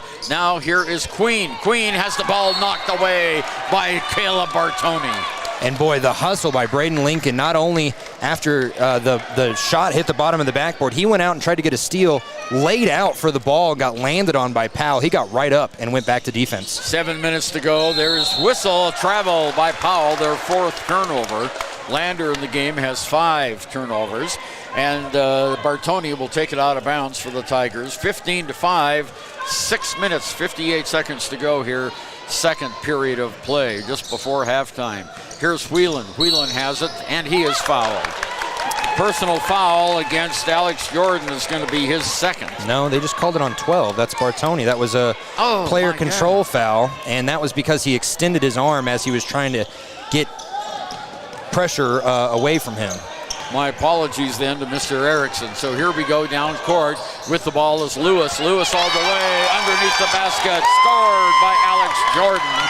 Tigers try to come back. It's now 17-5, 12-point lead. Here's Stauffenberg with the ball over to Sixby. Sixby drives it to the right to Whelan. Whelan across the key off the Lincoln. Lincoln in the corner to Sixby for three. It's no good. Rebound Bartoni, and we've got an over-the-back call. I'm not sure on whom yet. That's going to be on Bartoni. That's his second in a row. Oh, my goodness. Foul is on Bartoni. And, yeah, you're right. Second foul in a row. We got two seniors and a junior coming in, though. Bartoni and Braden and Whelan coming out. Abe Lopez, McClung, and... Oh, Sixby came out, not Lincoln. And Bennett Washburn coming in as well. 17-5 on our WyoToday.com scoreboard. 6:15 to go here until halftime. Down court, here's Lewis. Lewis can't shoot. Pops it over to Queen on top of the key. Erickson in the lane. Soft jumper is off the glass. No. Whistle and a foul on Powell under the basket. And it is going to be on Gunnar Erickson, his first. If they could start getting Powell in some foul trouble, they would want Gunnar and they would want Alex Jordan to really get the bulk of the fouls here. Stauffenberg to bring it down with 6 minutes to go until halftime. Into the forecourt on the right side outside, midway between the two lines. Stops. Washburn is in the game now for the Tigers. On top of the key, Lincoln. Lincoln to McClung. Back over to Washburn to Stauffenberg. Far side outside. Across the key to Lincoln. Lincoln has it, calling instructions, goes over to McClung. McClung across the top of the key, now reverses direction, dribbles behind his back, over to Stauffenberg, who faked the three-point shot. Now he drives the baseline, and an offensive player control foul is going to be called. Who's that going to be against? I didn't see it. Oh, it's against Stauffenberg. I didn't see him hit anybody, but he must have. So it's a big foul against Stauffenberg. And Powell will get the ball on the far side. 5.5 minutes to go. Powell leading by 17-5. Here's Brock Johnson coming down off to Queen. Queen, a bounce pass to Stenerson for two. Sean, Powell is just having their way with the Lander defense right now. It's 19-5. Yeah, and they're getting a lot of it done under the basket. I think Lander thought they might try and, a steal. And now it's going to be one-on-one. And he gets his ball stripped, but it's going to stay. Johnson. It's going to stay Powell ball. As I was saying, I think Lander really thought they were going to come out and be three-point heavy, kind of like they were the last time they played, and they are not. They are not. 19-5. 5 minutes to go until halftime. Tigers trailing badly here in the early going. Here's Brock Johnson. Johnson on top of the key for Powell. Off to Queen. Off to Erickson. Erickson back over to Johnson in the corner. Now top to Stenerson.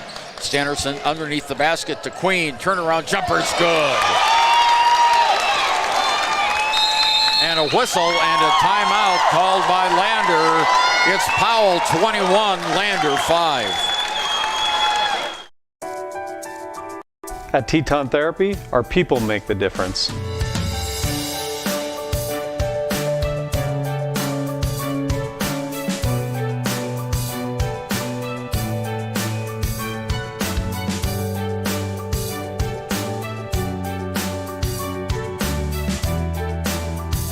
You can live pain-free. The amazing staff at Teton Therapy can help in Lander and Riverton. If your vehicle needs repair, you can depend on the crew at Extra Care Auto Repair. They can repair almost anything with wheels, gas, diesel, domestic, or import, and their work is top quality and reliable. Extra Care Auto Repair on North Federal in Riverton.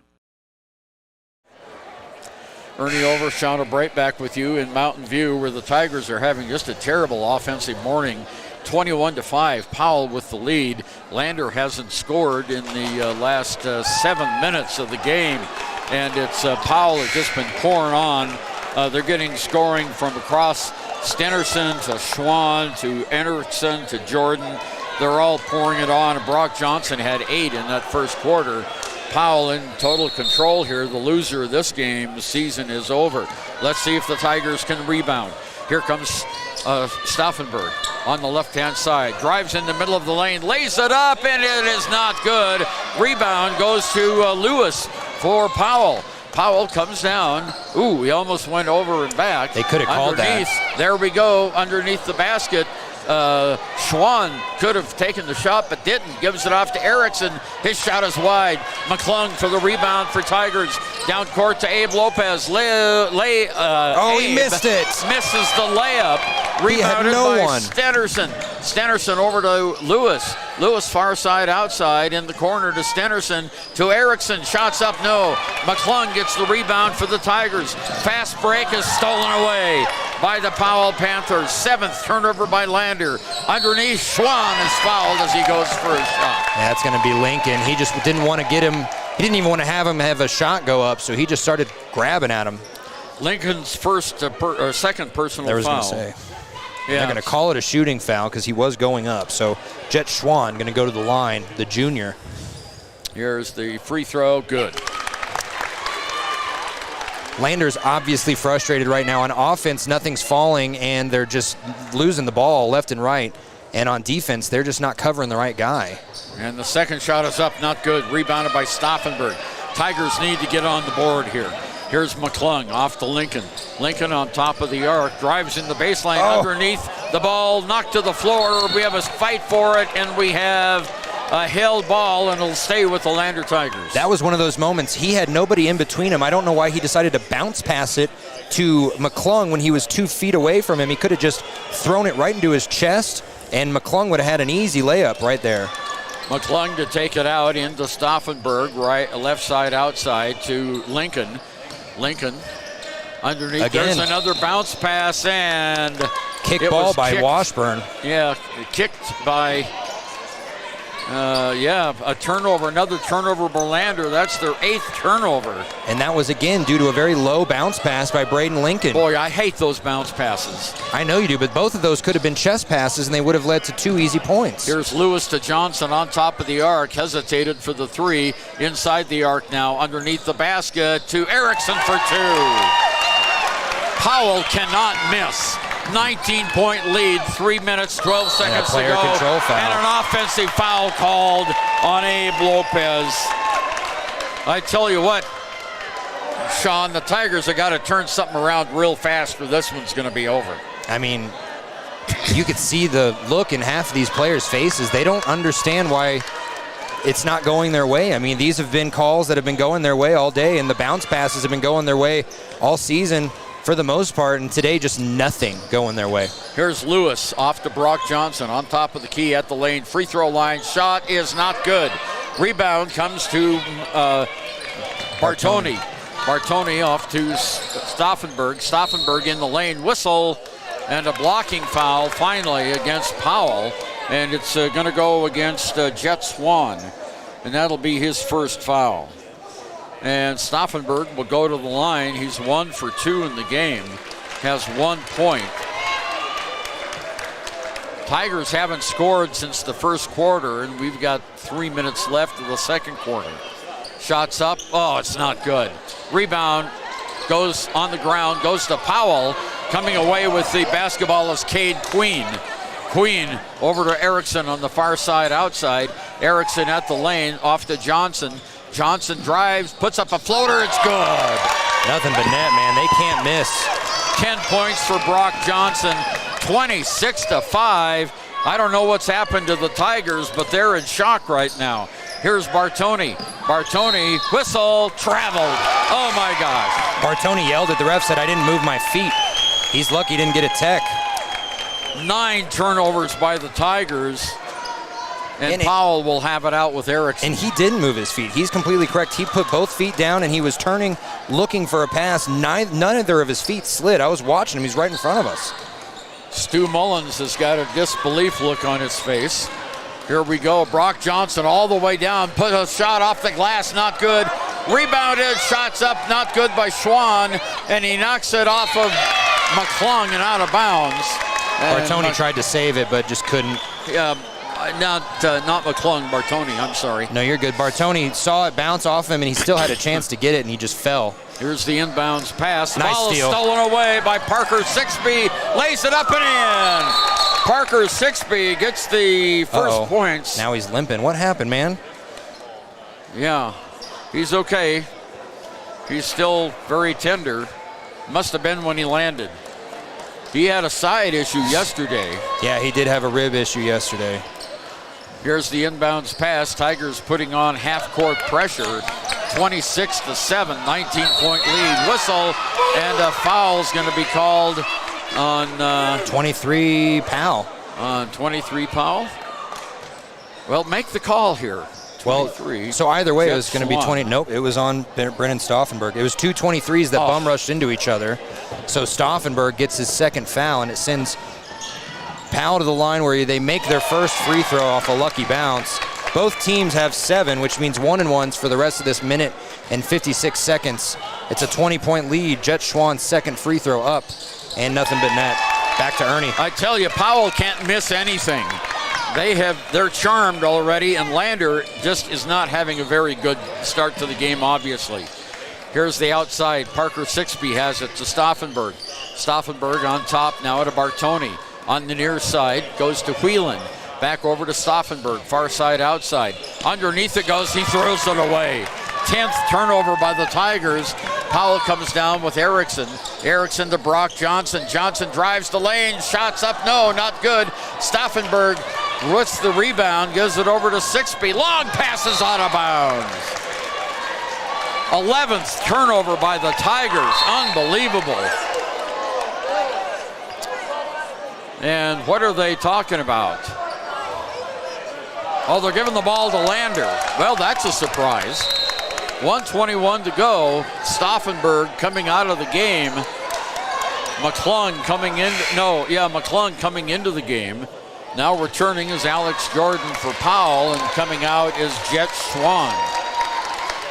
Schwann with 5, 28-7. I can't believe the score, but there it is. Here's the inbounds play to McClung, out to Whalen in the corner. Sixby over to Whelan on near side what a bad he throws pass. It away.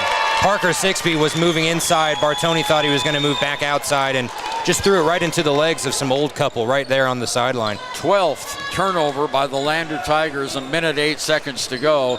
Here's Brock Johnson for the Powell Panthers. Johnson moves it in, hands it off on the far side now to Queen, and a traveling foul on Queen. That's the 5th turnover by Powell. 1 minute exactly to go here. This quarter, this half cannot end soon enough for the Tigers. Here's McClung over to Bartoni, to Washburn on the far side to Whelan. Whelan on top of the key, backs up toward the timeline. Ball's almost knocked away. Picked up by Bartoni to Parker Sixby on the far side. Sixby hands it off to Whelan. Whelan just inside the arc, off to McClung for a short jumper that's good. Well, let's hope that's the spark the Tigers need. They might get to double digits before the end of half. Here's a long shot by Erickson. Ball's loose. Tigers have it. Underneath the basket is Whalen. Turnover by the Powell Panthers. Here comes the Tigers. Bartoni has the ball knocked away, picked up by Washburn. Washburn with 15 seconds to go to Bartoni. Bartoni in the corner to Sixby. Sixby with the ball. On top of the key to Bartoni.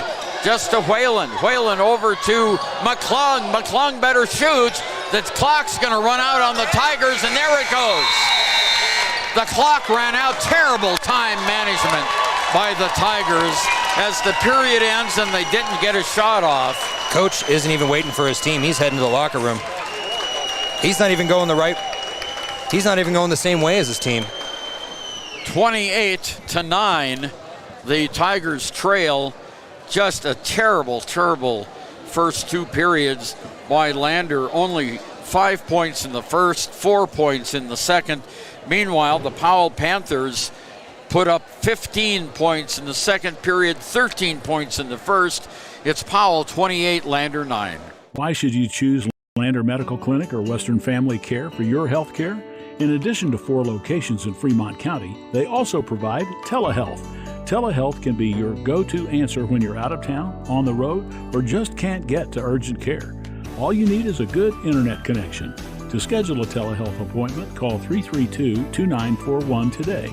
That's 332-2941. Lander Medical Clinic and Western Family Care. With telehealth, they're putting your health first every time.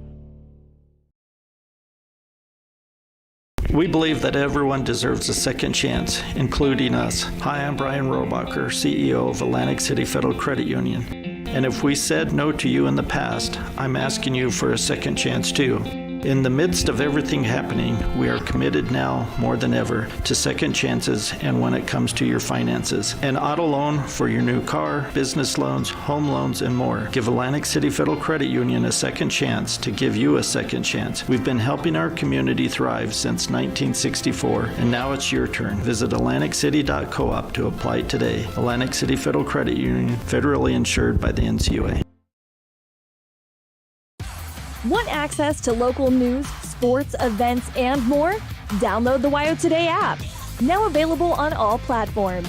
Stream your favorite radio station, submit something to buy, sell, or trade for deals on the dial, or view contests and special coupons. Better yet, the WYO Today app is the best way to access free HD video of Fremont and Hot Springs County athletics. It's all at your fingertips. Head to your app store or visit wyotoday.com to download the WYO Today app now. Well, Shauna Brait and Ernie over here with you from Mountain View, where we just witnessed the worst 2 quarters of Lander basketball all season long. All season, and that's first half or second half. Doesn't matter. There hasn't been a half in my memory that we have scored less than 10 points. And yeah, just awful. I mean, I don't know where to even begin. Offense isn't getting it. Defense is getting destroyed. And our cohort here, our colleague from Powell, he said, my favorite part is the bounce passes to the knees. There was about 3 of those, Ernie, and all 3, maybe one of them wasn't necessary, but all 3 of those could have been chest passes that would have led to points because they were underneath the basket, and instead bounce passes go out of bounds or hit the knee and it's called a kickball. There's just nothing going right for Lander, and Coach Mullins, I don't know what he's telling his team in the locker room right now, but I wouldn't want to be on the receiving end. Well, you know, the interesting thing is that you like to see a team give each other help and assists, but boy, these attempted assists are just turning bad for Lander. I hate to be, saying negative things at this time, but boy, there's nothing positive that's come out of the first half for Lander, trailing by 19 at halftime, 28-9. Lander's leading scorer, Kason McClung, with 6, Parker Sixby with 2, Brendan Stauffenberg with 1. That's where the scoring. That's where they're winning, is they're keeping Brendan Stauffenberg and Abe Lopez. That was part of our keys to the game. If Powell wanted to win, they had to stop Lopez and Stauffenberg, and they have done so with excellent demeanor. Brock Johnson, the Tiger killer from Powell, when he hit that 3 to win the game up in Powell, has 10 points.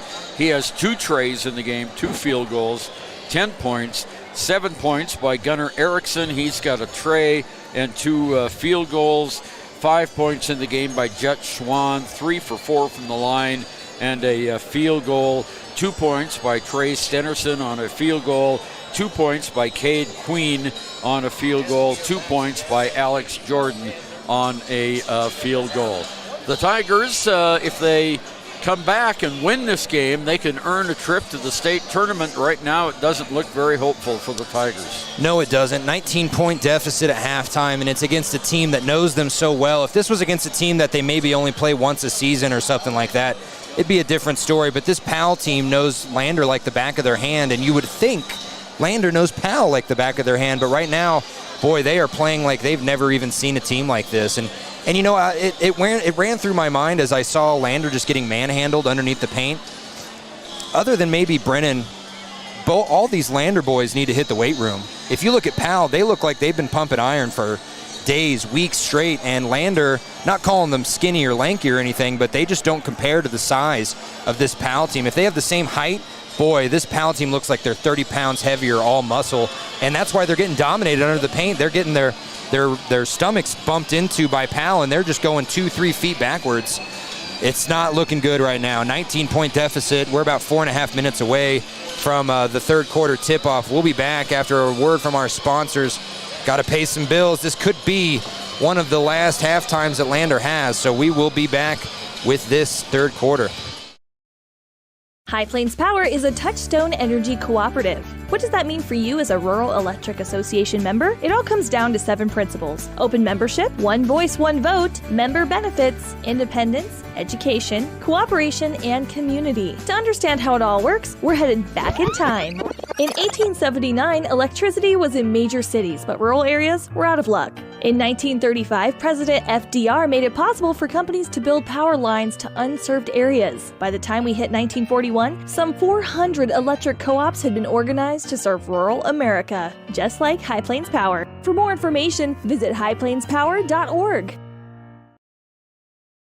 For decades, Sage West Healthcare has been committed to improving the health of our communities. Today, we're investing more in our communities, in our people, and in advanced medical technologies, so access to better care is closer to home. Wyoglass wants to wish all the Lander Valley Tiger teams good luck this year. Wyoglass is locally owned and operated in Lander. They bleed green. Call or stop in today to get a quote on a window or get a quick fix on your window for a rock chip. Wyoglass is Lander.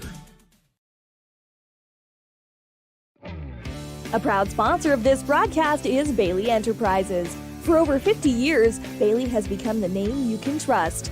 With Pit Stop Travel Centers, you can fuel up and stock up on trip snacks at locations all over Fremont County. You can also put your trust in Bailey Tire and Auto for service to keep handy for those times when your luck runs out on the road. Refresh at the Speedway Cafe with a dine-in meal or a round of carry-out with a variety of specials to keep you going. Go with Bailey. Ernie Over and Sean O'Brate back with you, where Lander trails at halftime 28-9. Sean, I was just talking with one of the Powell parents behind me, and they are just as surprised at this score as we are. They said Lander is playing so uncharacteristically, and Powell has taken advantage of every opportunity that they have. As you've indicated, they've muscled Lander out from underneath the basket. They've gotten 2-3 shots on each possession, and Lander just hasn't been. They've been turning the ball over. Lander has 12 turnovers in the first half, which is very uncharacteristic. That's almost as many as the girls had all game last game in a loss, and that is pretty surprising. And I don't know where to begin. If you want to make a comeback here, you have to score in bunches. We've said that all week whenever the team's down, but if you don't score in bunches, you're going to let them score back and forth. It's just going to be this game over and over again, and we thought this was going to be a close game like it has been pretty much the last 2 seasons. They have played close. They've had multiple overtime games against each other. They've had buzzer beaters against each other. They've never had this type of lead against one another at halftime. Well, let's hope the Tigers can go on a run. Powell's had their run now. Let's hope the Tigers can do the same thing. A state tournament berth is online here in this contest. Yeah, and with a minute to go before the third quarter, just want to thank Central Wyoming College for a season's worth of halftime shows. Remember, Central Wyoming College offers 4-year bachelor's degree programs now, and if you want to learn how to earn those degrees from the comfort of your own home, you can do so at cwc.edu. Central Wyoming College, make your way out here. Long halftime locker room talk for Lander. They were the last team out, and they came out with just about a minute and a half to go. Meanwhile, Powell came out with about 4 minutes to go. They've been putting up shots. Like I said, I wouldn't want to be on the receiving end of whatever Coach Mullins had to say at halftime. But we are 20 seconds away to go from the third quarter, and you're right, Ernie, they need to go on a run. Well, Coach is a psychologist. That's what he does professionally, and I'm sure he used every trick in the book to motivate his Tigers during halftime. But we'll see. 28-9 is where we're going to start in the third quarter. Tigers are coming out on the floor, and it will be Powell's basketball to start the second half, and it'll be Gunnar Erickson to come out. They've got Brock Johnson out there, Marshall Lewis is out there, Trey Stenerson, and Jet Swan are the starters for the Powell Panthers. So here comes Johnson. Johnson at the line, pops the shot up. No, not good. Well, that's a good start for Lander as Stauffenberg rebounds for the Tigers. Off to McClung for 3. It's just a little long. Stenerson with the rebound for Powell, and we go right to left now on the floor here at the Mountain View Dome. Here's Brock Johnson in the lane, kicks it back behind him to Gunnar Erickson. Shot's not good, but Johnson races for the rebound. He's on the left side outside. Bounce pass over to Schwann. Off underneath it goes Erickson. He falls down, rebounded by Braden Lincoln, and he's knocked to the floor, and we've got a foul on Trey Stenerson, his third. Yeah, that was an inadvertent trip. He was running up behind Lincoln, and I think when he tried to reach, his foot got caught up in Lincoln's foot. Doesn't matter, third foul. Okay, Stauffenberg brings it into the forecourt for the Tigers. Off to Lincoln, far side outside, under to Stauffenberg. Oh, he missed it. He missed the layup. He doesn't do that very often. Stenerson with the rebound off to Johnson. Johnson comes down for the Panthers. Comes on the near side to Erickson. Erickson drives on the left side. On top, there's Schwann for three. It's good. Lead is now up to 22, by far the largest of the game. Here's McClung, whistle. A whistle underneath, a foul on Stenerson. Oh, that's going to be 4 on Stenerson. He's scratching his head. He doesn't know what he did, but he's going to have to come out of the game. And quickly coming in is Cade Queen for Trey Stenerson. Offensive foul. We didn't see it. It was under the basket somewhere. No, it was over there in the corner. I think him and Lincoln collided, and they just saw the collision. Stauffenberg for three. No, not good. Johnson with the rebound for the Panthers. Powell quickly down the floor. All the way. Johnson underneath to Cade Queen, and he's fouled by the Tigers. That's going to be on Stauffenberg most likely. Yes, it is. Yeah. Stauffenberg went up for the block. He went up too early, and when he landed on Queen, that's where the foul came in. Third personal foul, and going to the line is Cade Queen, who has 2 points in the game on a field goal. He misses his first. 6.5 minutes to go, third period, 31-9. Yeah, that's right, 31-9. Here's the next shot up, and this one's no good. And knocked out of bounds. Oh, they're going to say it's Lander's ball. I thought Washburn did touch it last. Very lucky on that call. Maybe ref feeling a little bad for Lander. Yeah, it might be. Down court, McClung off to Stauffenberg on top of the arc, right underneath the timeline. He told Bennett to keep coming, and he didn't go. Yeah. Here's Abe Lopez, Abe in the lane. Cross in the corner to McClung. McClung across on top to Lopez. Lopez at the free throw line over to Stauffenberg. Stauffenberg faked the three to McClung. Back to Stauffenberg. Stauffenberg in the lane, dribbling, turns around. Shot is it's not good. He gets his own rebound. The putback is not good, and he draws the foul. Boy, the Tigers can't buy a bucket. No, they can't. And Stauffenberg, that foul going to be on 25, Cade Queen. That's his second. Stauffenberg has done this pretty well most of the season, where he leans into a shot and he gets the foul, but they're just not calling him today. First shot up and good, makes it a 21-point lead. And, they call it the James Harden or the Trae Young. He's been doing that pretty well. They are just not calling it on today's game. 2 for 5 from the line by Brennan, now 3 for 6. As he gets the second free throw, and it's a 20-point lead, 31-11. Here's Brock Johnson underneath, all alone, lays it up and in. Boy, somebody blew an assignment there. Yes, they did. There was no one under the paint. They were all playing zone outside. And now an offensive foul by Abe Lopez again.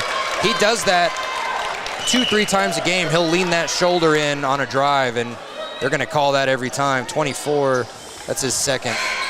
And Abe comes out of the game, coming in as Parker Sixby. At this point, I would just keep Abe or anyone. If it's Stauffenberg or Abe and they have foul trouble, I'd keep them in. They're offensive point scorers.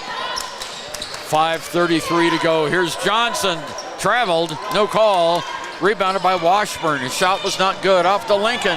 Lincoln from 10 feet. It's short. Not good. Rebound on the ground, and it's going to be picked up by Powell. Lewis has it for the Panthers. Oh, Lincoln's in a lot of pain. And Lincoln is hurt, and the officials have called timeout. He got landed on.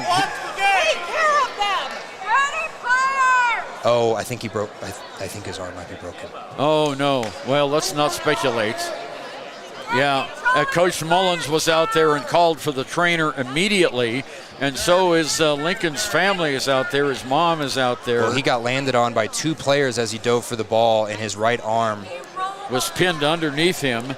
And let's take a break. Let's do it. We'll be back 33-11 Powell. Your car or truck is an investment. When it needs repairs, you need someone you can trust to do the job right.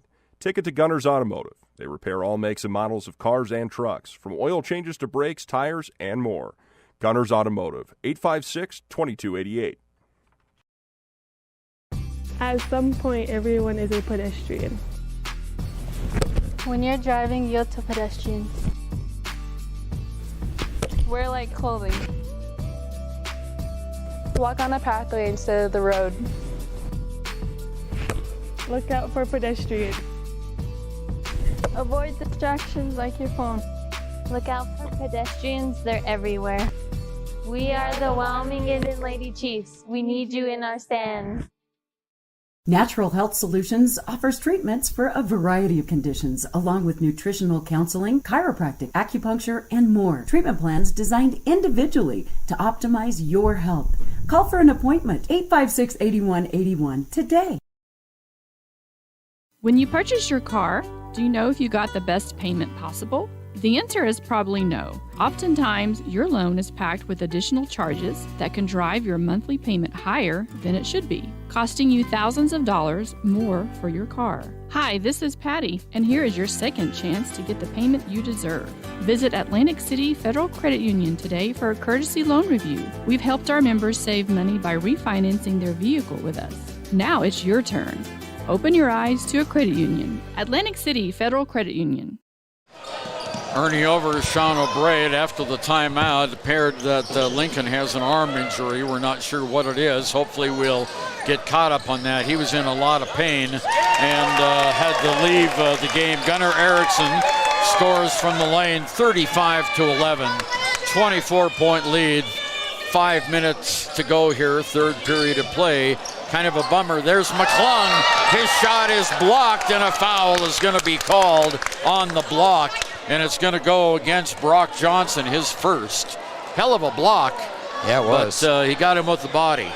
Not to bring it back to the sad part, but my heart breaks for Braden. This is his final game, most likely. And for him to end, they took him straight to the locker room. I mean, he couldn't move his arm. They had to hold his arm up. And I am so sad for Braden Lincoln. He's always got a smile on his face, even if they're losing. It's not something you want to see. I'm almost in tears. That was heartbreaking. Bartoni made the first free throw and the second, so he's making both. It's a 22-point lead by the Powell Panthers. The winner goes to state, the loser goes home. Double dribble on Powell. Well, there's a positive thing for the Lander Tigers. Caleb Bartoni will take it out of bounds for Lander. Bartoni inbounds it to Kaysen McClung. Kaysen has it down around the horn. Stauffenberg has it outside the arc, looking for someone inside to pick Sixby. Now to Stauffenberg. Stauffenberg drives the lane, lays it up and misses. That's his third missed layup. He does not do that very often. You mentioned it earlier, very uncharacteristic play by Lander right now. And now the ball goes right into Talon's hands. Talon Whelan with the steal. 4:17 to go. We're halfway through the third period of play. Lander trailing by 22. That's underneath. Oh, there's a travel. He picked up his dribble, took one step, and did a little hop step. And when both feet landed, that is a travel. Jace Hyde coming in for the Powell Panthers for Marshall Lewis. And Hyde will take it out of bounds. Tigers putting on full court pressure. Brock Johnson with the ball, still in the backcourt. Gives it over to Jet Swan, back to Johnson. Outside on the backside, underneath the basket. Back over to Johnson for three. Swish. Wow. His third three of the game. 38-15, a 25-point lead. Tigers not playing well. Whistle and a foul against Powell on a shot by Stauffenberg, so Brennan will go to the free throw line. That's that hardened Trae Young move that he does. He fakes the shot, gets the body up in the air, and then he leans into it and puts up a shot he knows probably isn't going in. Second foul against Jet Swan. Stauffenberg's free throw is not good. It's tough to see a game like this after the Tigers have played so well all season long. They have 3 more wins than they did all of last year. So the team has improved, and we've got timeout on the floor. Powell 38, Lander 14. When repairs are complete after a collision, you expect your car, SUV, or truck to look like new. That's the service you'll receive at Stork Auto Body in Riverton. Professionalism and meticulous attention to detail. You can depend on Stork Auto Body, 841 Miniweb Avenue, Riverton.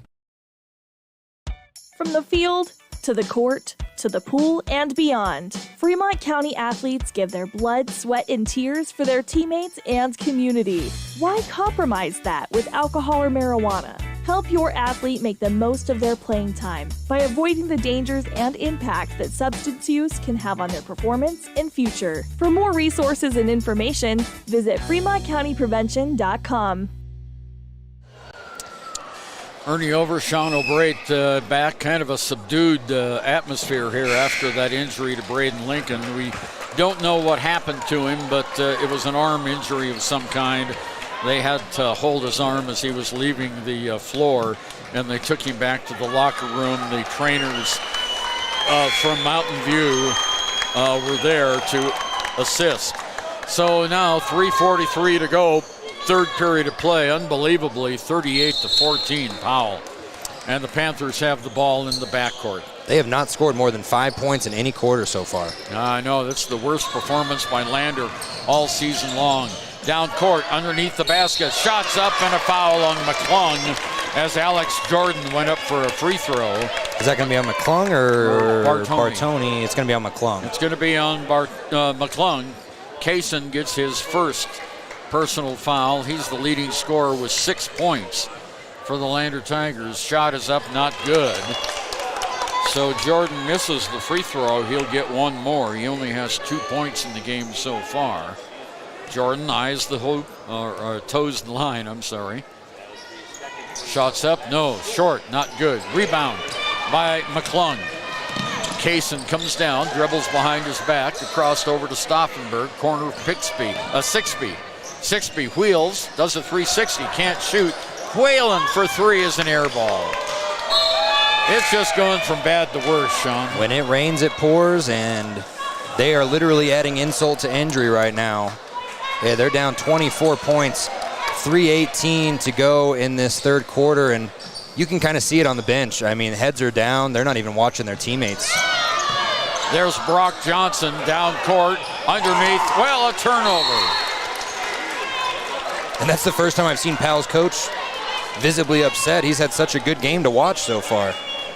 Yeah, Coach Mike Henney. Tigers get the ball. Here's Abe Lopez. Abe is back on the side. Over to Parker Sixby. To Bartoni. To Stauffenberg. Stauffenberg had a lane in the corner. Shots up and not good. Goes out of bounds to Powell. What stinks is, they want these points fast, so they're taking whatever shots they can get, especially three-pointers.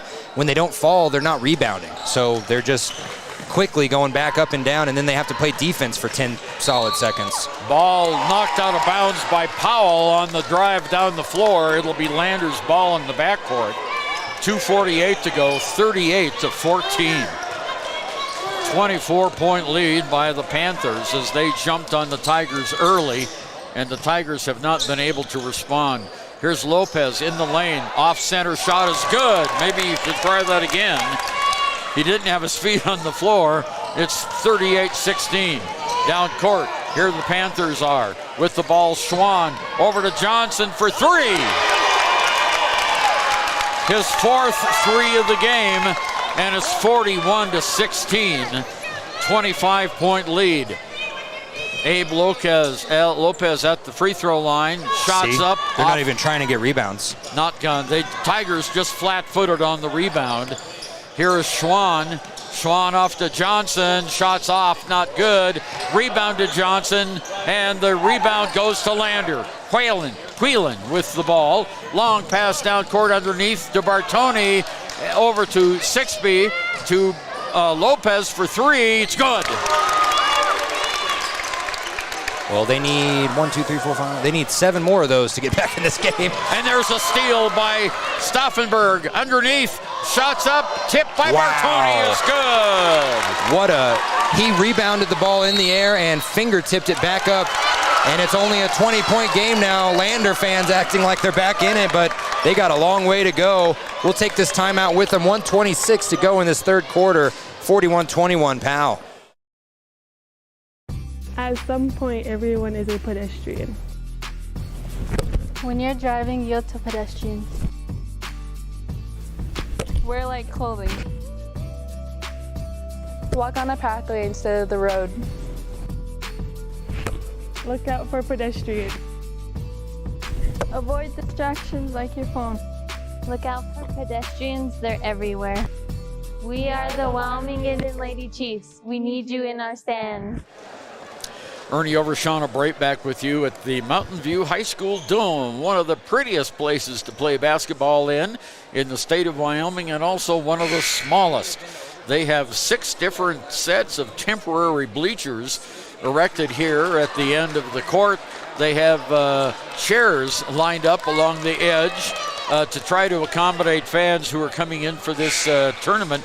I'm not sure how many fans this place holds, but it's not that many. And right now it's about 3/4 full as Lyman fans are starting to come in. They've got championships for both the boys and the girls here in the evening performance. Lander knocked the ball out of bounds on the inbounds play. There's the inbounds to Johnson. Back over to Lewis, who's back in the game. Lewis kicks it off to Erickson. Corner on the outside. Erickson has it on top to Johnson. Over on the far side, it goes to Cade Queen.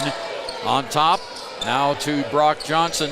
Johnson underneath. There's a shot up off by Schwann. Not good. Rebounded by Washburn. Tigers need some more points right here. Here we go in the corner. Whalen was going to shoot the shot. No. On top of the key, it's Lopez. Lopez at the free throw line, backs up, takes a shot. It's just short.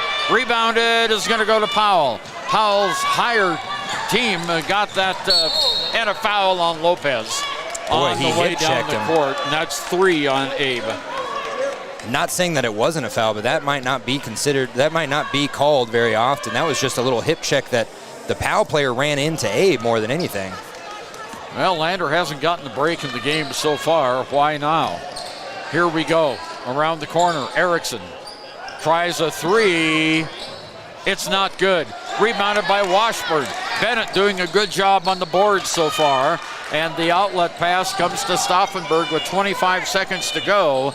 With it is Lopez on top of the key to Whelan. Whelan over to Stauffenberg, 19 seconds to go. Stauffenberg doesn't take the shot, goes in the lane, over to Whelan for 3. It hits the side of the backboard. He covers his face up with his uniform. Here's Brock Johnson, gives it off now over to Queen, a whistle and a foul on Lander on a reach-in with 2 seconds to go. You can just see it. Stauffenberg on the foul, and that is his 4th. Talon taking himself out of the game. He couldn't believe he missed that shot so badly. He pulled his uniform over his head and didn't run down the court. Here's the inbound pass, stolen, shots up. Wow, that was close. That's the end of the third period of play, and after 3, it's the Powell Panthers 41 and the Lander Tigers 21. From one corner of the state to the other, over 82% of Wyomingites wear their seatbelts. And to the 18% who don't, we say, let's buckle up for life, Wyoming. When you think about wellness, do you think about long walks, nutrition, having a personal trainer? No matter what your idea of wellness looks like, you can find yourself at Gotchi Gym. Their 1,900 square foot facility makes them one of the largest gyms open to the public in Wyoming. Be the best version of yourself with state-of-the-art equipment from senior to strongman. Take advantage of having a bistro on site as well as a certified NASM personal trainer. Take the first step in reaching your goals. Gotchi Gym. Gotchi Rehabilitation is always looking for new team members. See more at gotchi.org. Welcome back here. 20-point lead for Powell. And fourth quarter about to tip off. I didn't hear very much of what Stu Mullins said to his coach, but he said it with a very red face. I don't know if he's more or less angry or sad. I would be both if I was Lander's coach right now. Well, it's an unbelievable game for the Tigers, who have played the Powell Panthers even 3 times this season in a row, and they are trailing by 20. Here's Lopez under the basket. Shot's good. Abe now with 7 points in the game, and it's an 18-point lead.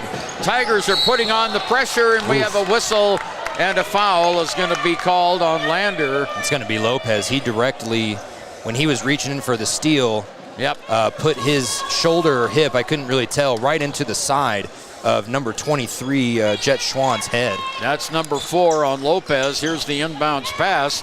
Goes over to Schwann. Schwann into the forecourt, on top to Lewis.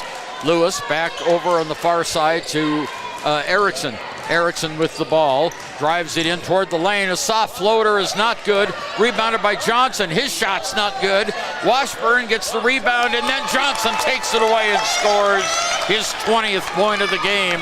It's again a 20-point lead, 43-23. 7:19 to go. Here's Abe Lopez from the lane. Shot's not good. Look at that rebound by Bartoni. Look at that rebound. He had to contort his whole body sideways to get that, and he still did it. Caleb now with 6 points. There's a shot on the other end. No, and a foul against Lander under the basket. And the personal is going to be whistled against Parker Sixby. That'll be his first personal foul. At the free throw line is Stenerson, who's playing with 4 fouls. He only has 2 points in the game, and he missed that free throw. Stauffenberg came in for Bennett Washburn. So 7:03 to go. Next shot is good. He gets 1 of 2. And it's 44-25. Here come the Tigers. Here's Lopez. Lopez in the middle of the lane, stops, and he's fouled on his way to the basket. Is that going to be on 30? It is. Gunnar Erickson. Gunnar Erickson's second personal foul. 6:54 to go in the game. 19-point lead by the Powell Panthers here in Mountain View. There's McClung into Stauffenberg. Stauffenberg for 3. It's good! Stauffenberg hits his first 3 of the game. He has 7 points now. Whistle. Do we have a foul on Lopez? Is that him? Is he going to be out of the game? It is. Yes, it's going to be Lopez, and he's fouled out of the game. I don't know what it was. I didn't see it. Might have been a moving screen or away, and Abe Lopez heading off the court for what will likely be the last time in his Lander career. He's had a great season, a great career. He deserves the standing applause that he's getting from every Lander fan right now. A big hug from Coach Mullins, a long, prolonged hug.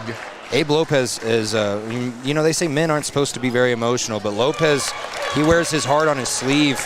You can see it in every single interview we've had with him this year, and him and Coach, no matter what differences they may have had over the course of their time together, they are 2 good friends. 1 for 2 at the line for Gunnar Erickson. He has 10 points now. 6:42 to go, 45-28.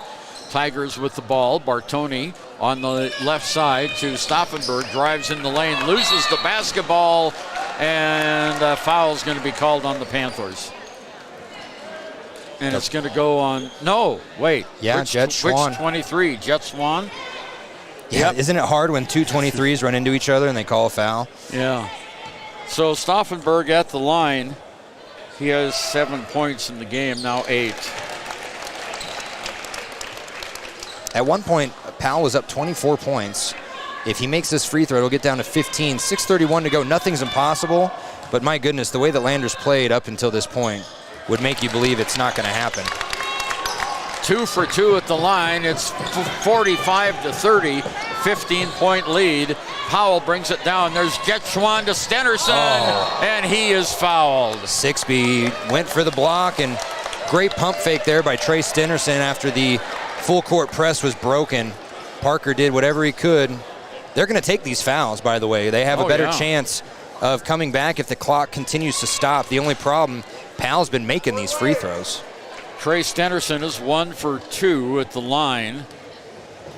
He has 3 points, now 4.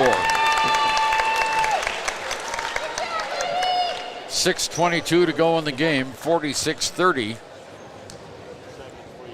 Winner goes to state. No, winner goes to the third place championship. Oh, game. yeah, the third. Well, but they will go to state tournament. State, yes, you're right. I shouldn't have corrected you. That you were right. Here we go. Parker Sixby on the right side outside, across the key over to McClung. McClung at the free throw line, whirls, shoots, hits. Tyson McClung now with the total of and a turnover. Tyson has 8 points in the game and a turnover, the 10th by the Powell Panthers. 6:02 to go, 15-point lead. Tigers need to score points to get back. They've cut the lead by 7. Shot on top of the key by McClung is an air ball. He just has not been right since he broke his arm and came back. Here's the inbounds pass. Brock Johnson has it. Johnson. Bounce pass over to Erickson, across the key to Lewis. In the middle, Stenderson at the free throw line. Back to Johnson. Bounce pass over to Lewis. Back to Johnson. Near side, Schwann. Bounce pass in the corner to Erickson on the near side. Back on top to Brock Johnson. Johnson moves to his right-hand side in the middle of the lane. Kicks it back. Stenderson on top. They're not taking the shots here. They're running some clock. Here's Johnson. Johnson always likes to take a shot. He doesn't do it. On the outside to Lewis now. Tigers are going to have to foul because Powell is not going to be shooting the ball. They're just running time. I mean, they could hold this for 5 minutes if they wanted to. There's no shot clock. Yeah. Here's Lewis, gives it off to Johnson. Johnson backs up toward the timeline. In the middle to Schwann. Schwann outside to Lewis. Lewis gives it now to Erickson. A minute to run off the clock. Here's Erickson underneath to Schwann for 2. Trey Stenderson. Well, they worked that to perfection, Sean. They did. They got every Lander player out to the outside of the key, and Stenderson snuck underneath and got it. And Brennan Stauffenberg goes coast to coast, puts up a layup, and he's fouled. Now they're bringing in Jainito Monroe Black for Sixby. Well, who's the foul on? The official hasn't made it. Number 2. Well, that was Parker Sixby's foul. They haven't said who the foul was on. Oh, wait a minute. They're calling it an offensive foul? Coach, they called it an offensive foul. No, well, I guess think he stepped out of bounds or he traveled. One way or the other, it's Powell ball. And they go right down the court and score a layup and one. Nothing going right here. They're about to be down by 20 again. Stenderson fouled after the shot. Personal foul on Stauffenberg. He's fouled out. His fifth foul. And Brennan Stauffenberg fouls out of what may be his last game. Gets a huge hug from Coach Stu Mullins. At the line, Trey Stenderson's hit 3 in a row. Going for 4 in a row to make it a 3-point play. And it is not good. Oh, it almost went out of bounds. Yeah, it almost bounced out of bounds. Washburn got it back. Now he has it on the baseline. Baseline stops, puts it up. Good. Washburn with his first points of the game, and it's 51-34, 4:24 to go. Let's keep it here as they call a timeout because we're going to start to see, much like the girls' game, I think that he's put, obviously the 2 senior starters have fouled out, but we're once again going to see the future of this Lander team as they're down by nearly 20. They're down by 17 points. But out there we had Keaton Iron Eyes, we had Bennett Washburn, Caleb Bartoni. The only senior that was out there was McClung. So I would imagine for the rest of this game, I think Coach Stu Mullins is going to see what he has left in the tank here heading into next season. 17 points isn't impossible, but with 4.5 minutes to go and the way that Powell's playing, I mean... Yeah, they started to run clock on their last drive. Yeah, I'm not a downer, but I don't see an upward way to view this right now if you're a Lander fan. Most Lander fans now probably looking at YO 511 and seeing that their main road home is probably closed. they'd have to go up north or down south and find a connecting road. Ernie and I are in the same boat. Yeah, it depends on where I-80 is closed. If we can get up to the LaBarge intersection and over to Farson, we'll be okay. South Pass is open right now. We could go north to Kimmerer, take a connector. But it's closed all the way from Evanston. So, I don't know, we might be stuck here in... we could take 412 up. That's what I'm saying. But here's the roads closed, though. We can't get there. We'll see when we get there. Game's back on. Here's Powell. With it is Lewis. Lewis down court to Schwann. Schwann back to Lewis on top of the key to Erickson. Erickson bouncing the ball around on the left-hand wing. He's got a lane, lays it up, and is fouled by Bartoni. Caleb will pick up his 3rd personal foul, and we'll have another Panther go to the free throw line in Gunnar Erickson, who's 1 for 2 tonight. Double bonus time now, too. Yeah, he'll get 2 shots. Shots up, good. Well, Powell just has done no wrong today. They have done everything right. Everything has gone their way. And for the Tigers, the exact opposite. Both shots are up and good. 53-34, 19 points. We're halfway through the 4th period of play. 4 minutes to go. Here is Monroe underneath the basket. Loses the ball. Turnover, Tigers. 14th turnover. Brock Johnson on the far side outside, on top to Erickson, over to Lewis in the middle. Back to Brock Johnson again. Johnson drives the baseline, puts up the shot, and he draws a foul, and they're going to count it. Well, that's a continuation foul. McClung. It's on Kason McClung, his 2nd.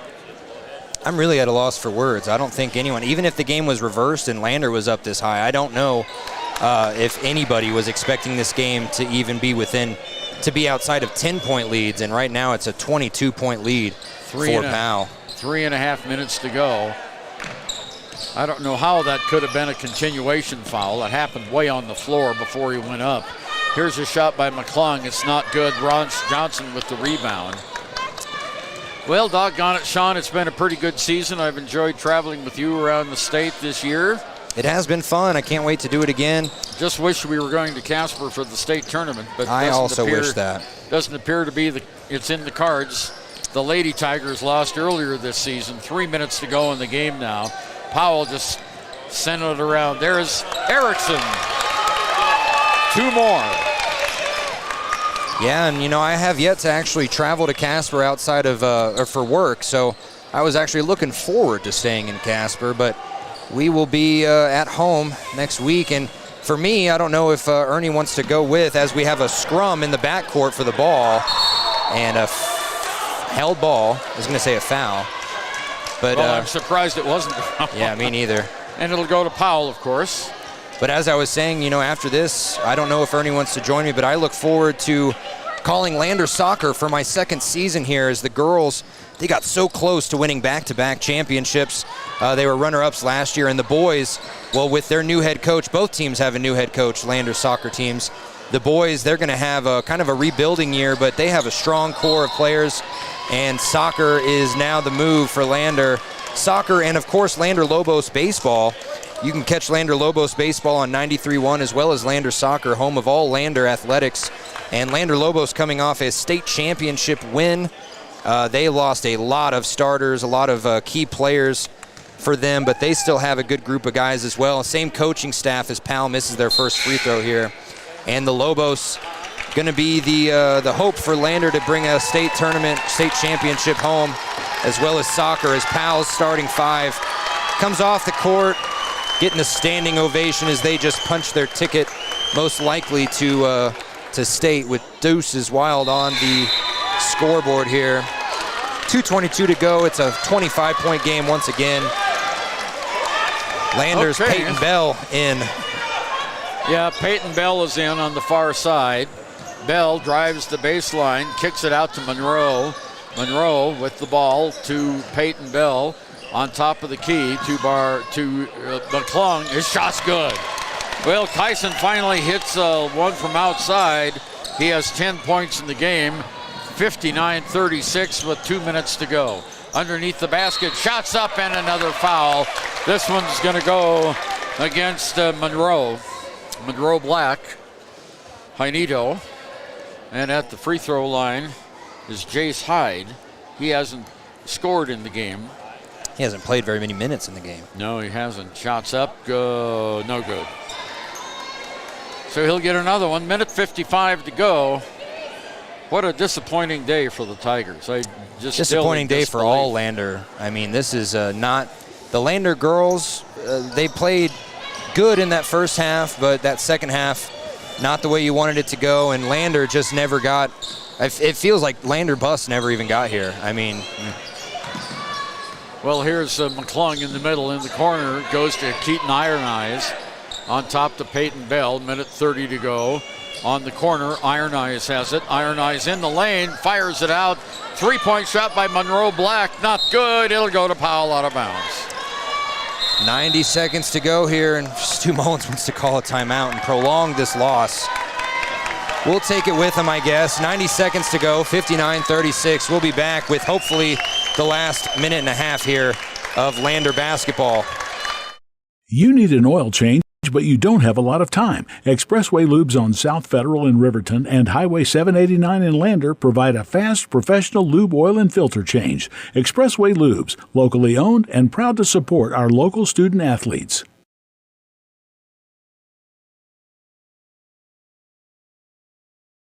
Wyoming Community Bank is ready to serve you. Stop in at any one of their branches located in Riverton, Lander, and DuBois. A bank that is owned and operated by the locals of Fremont County. Wyoming Community Bank. They're here to help you. Ernie Over and Sean O'Brate back here in Powell. A minute and a half to go in the game. 59-36, 23-point lead by the Powell Panthers, a lead they've had since very early in the first half. Powell's got the basketball now. All their substitutes are in. Here's a shot up by number 5. It's good. Evan Whitlock adds insult to injury here. 61-36. Minute 10 to go. Here's Monroe Black on top to McClung. McClung fires a 3. It's just too short. Tip is up, not good. Rebounded underneath the basket by Wisniewski. Wisniewski brings the ball down the floor. Now losing it out of bounds. Turnover, Powell, only their 11th of the game. And the Tigers have 52 seconds before their season is over. Here's Peyton Bell. Off to McClung. McClung. Off to Bell for 3. It's good. Peyton Bell with the 3. And it's 61-39, 22-point lead. Powell bringing the ball down the floor. There's another shot up and good by Evan Whitlock. Well, these guys want to get their name in the scorebook too. Yeah. So Powell is not easing up a bit. Here's McClung on the outside. Shot for 3. In and out. Not good. Rebounded underneath the basket by Wisniewski. Wisniewski on the near side now. I don't have a 34 on my roster, but he's in the game. Tavon Schultz. Schultz has got the ball. And there's just 4 seconds. Well, unfortunately, Lander's season has come to an end as the Powell Panthers have defeated the Tigers unbelievably 63-39. Well, there's not much to say, Sean, except we'll be back with our wrap-up after this. Community Health Centers of Central Wyoming has locations across Fremont County ready to serve you at DuBois Medical Clinic, Riverton Community Health, and Lander Community Health Pediatrics. We accept all forms of insurance, including Medicaid and Medicare. Are you struggling to get medical care? Ask for their sliding fee scale. From family medicine to pediatrics, Community Health Centers are here to serve you. Call 307-463-7160 or visit chccw.org to schedule your appointment. Are you a caring person that wants to help but not sure where to go? Wyoming Senior Citizen Inc. is looking for caregivers across the state. Call 307-856-6880 to find out more information. They would like to wish all Fremont County athletes good luck this year. Welcome back here. We're going to have an expedited and very quick post-game show as we have some broadcasters that need to sit where we're at, and we need to get home before they close even more roads. It's final 63-39. Typically, we talk to Coach Stu Mullins after this, but they're all heading to the locker room. They're going to try and find the same roads home that we are. So Ernie with some stats, and we will head out of here. Kason McClung, high scorer for Lander with 10 points. Brendan Stauffenberg with 9. Abe Lopez with 7. And Caleb Bartoni with 6. Peyton Bell with 3. Parker Sixby with 2.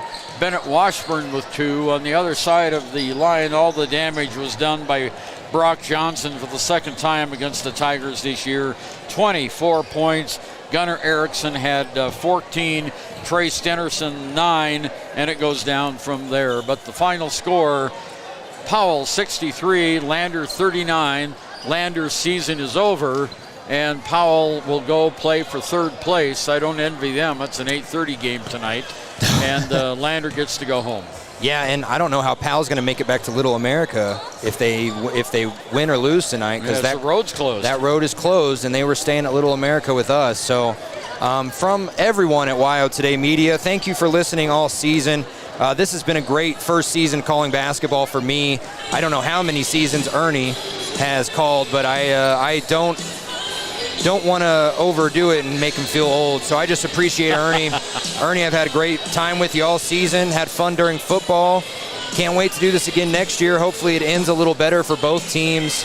But for Ernie Over, I'm Sean O'Bray. Want to say thanks to Katie Shields back in Riverton taking us off. And I want to say a big thanks to Kirk for the job he did on Thursday and Friday as well. And thanks to Kevin Shields for letting us do these games, our general manager. Yes, thank you to everyone. I want to thank Kevin.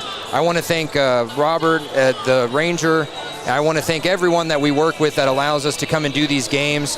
If it weren't for our staff at the Ranger and Lander Journal, we wouldn't have been able to do this either. I want to thank Anita, Kim, Sarah, our editor. Big thanks to Carl Cody for taking pictures all season.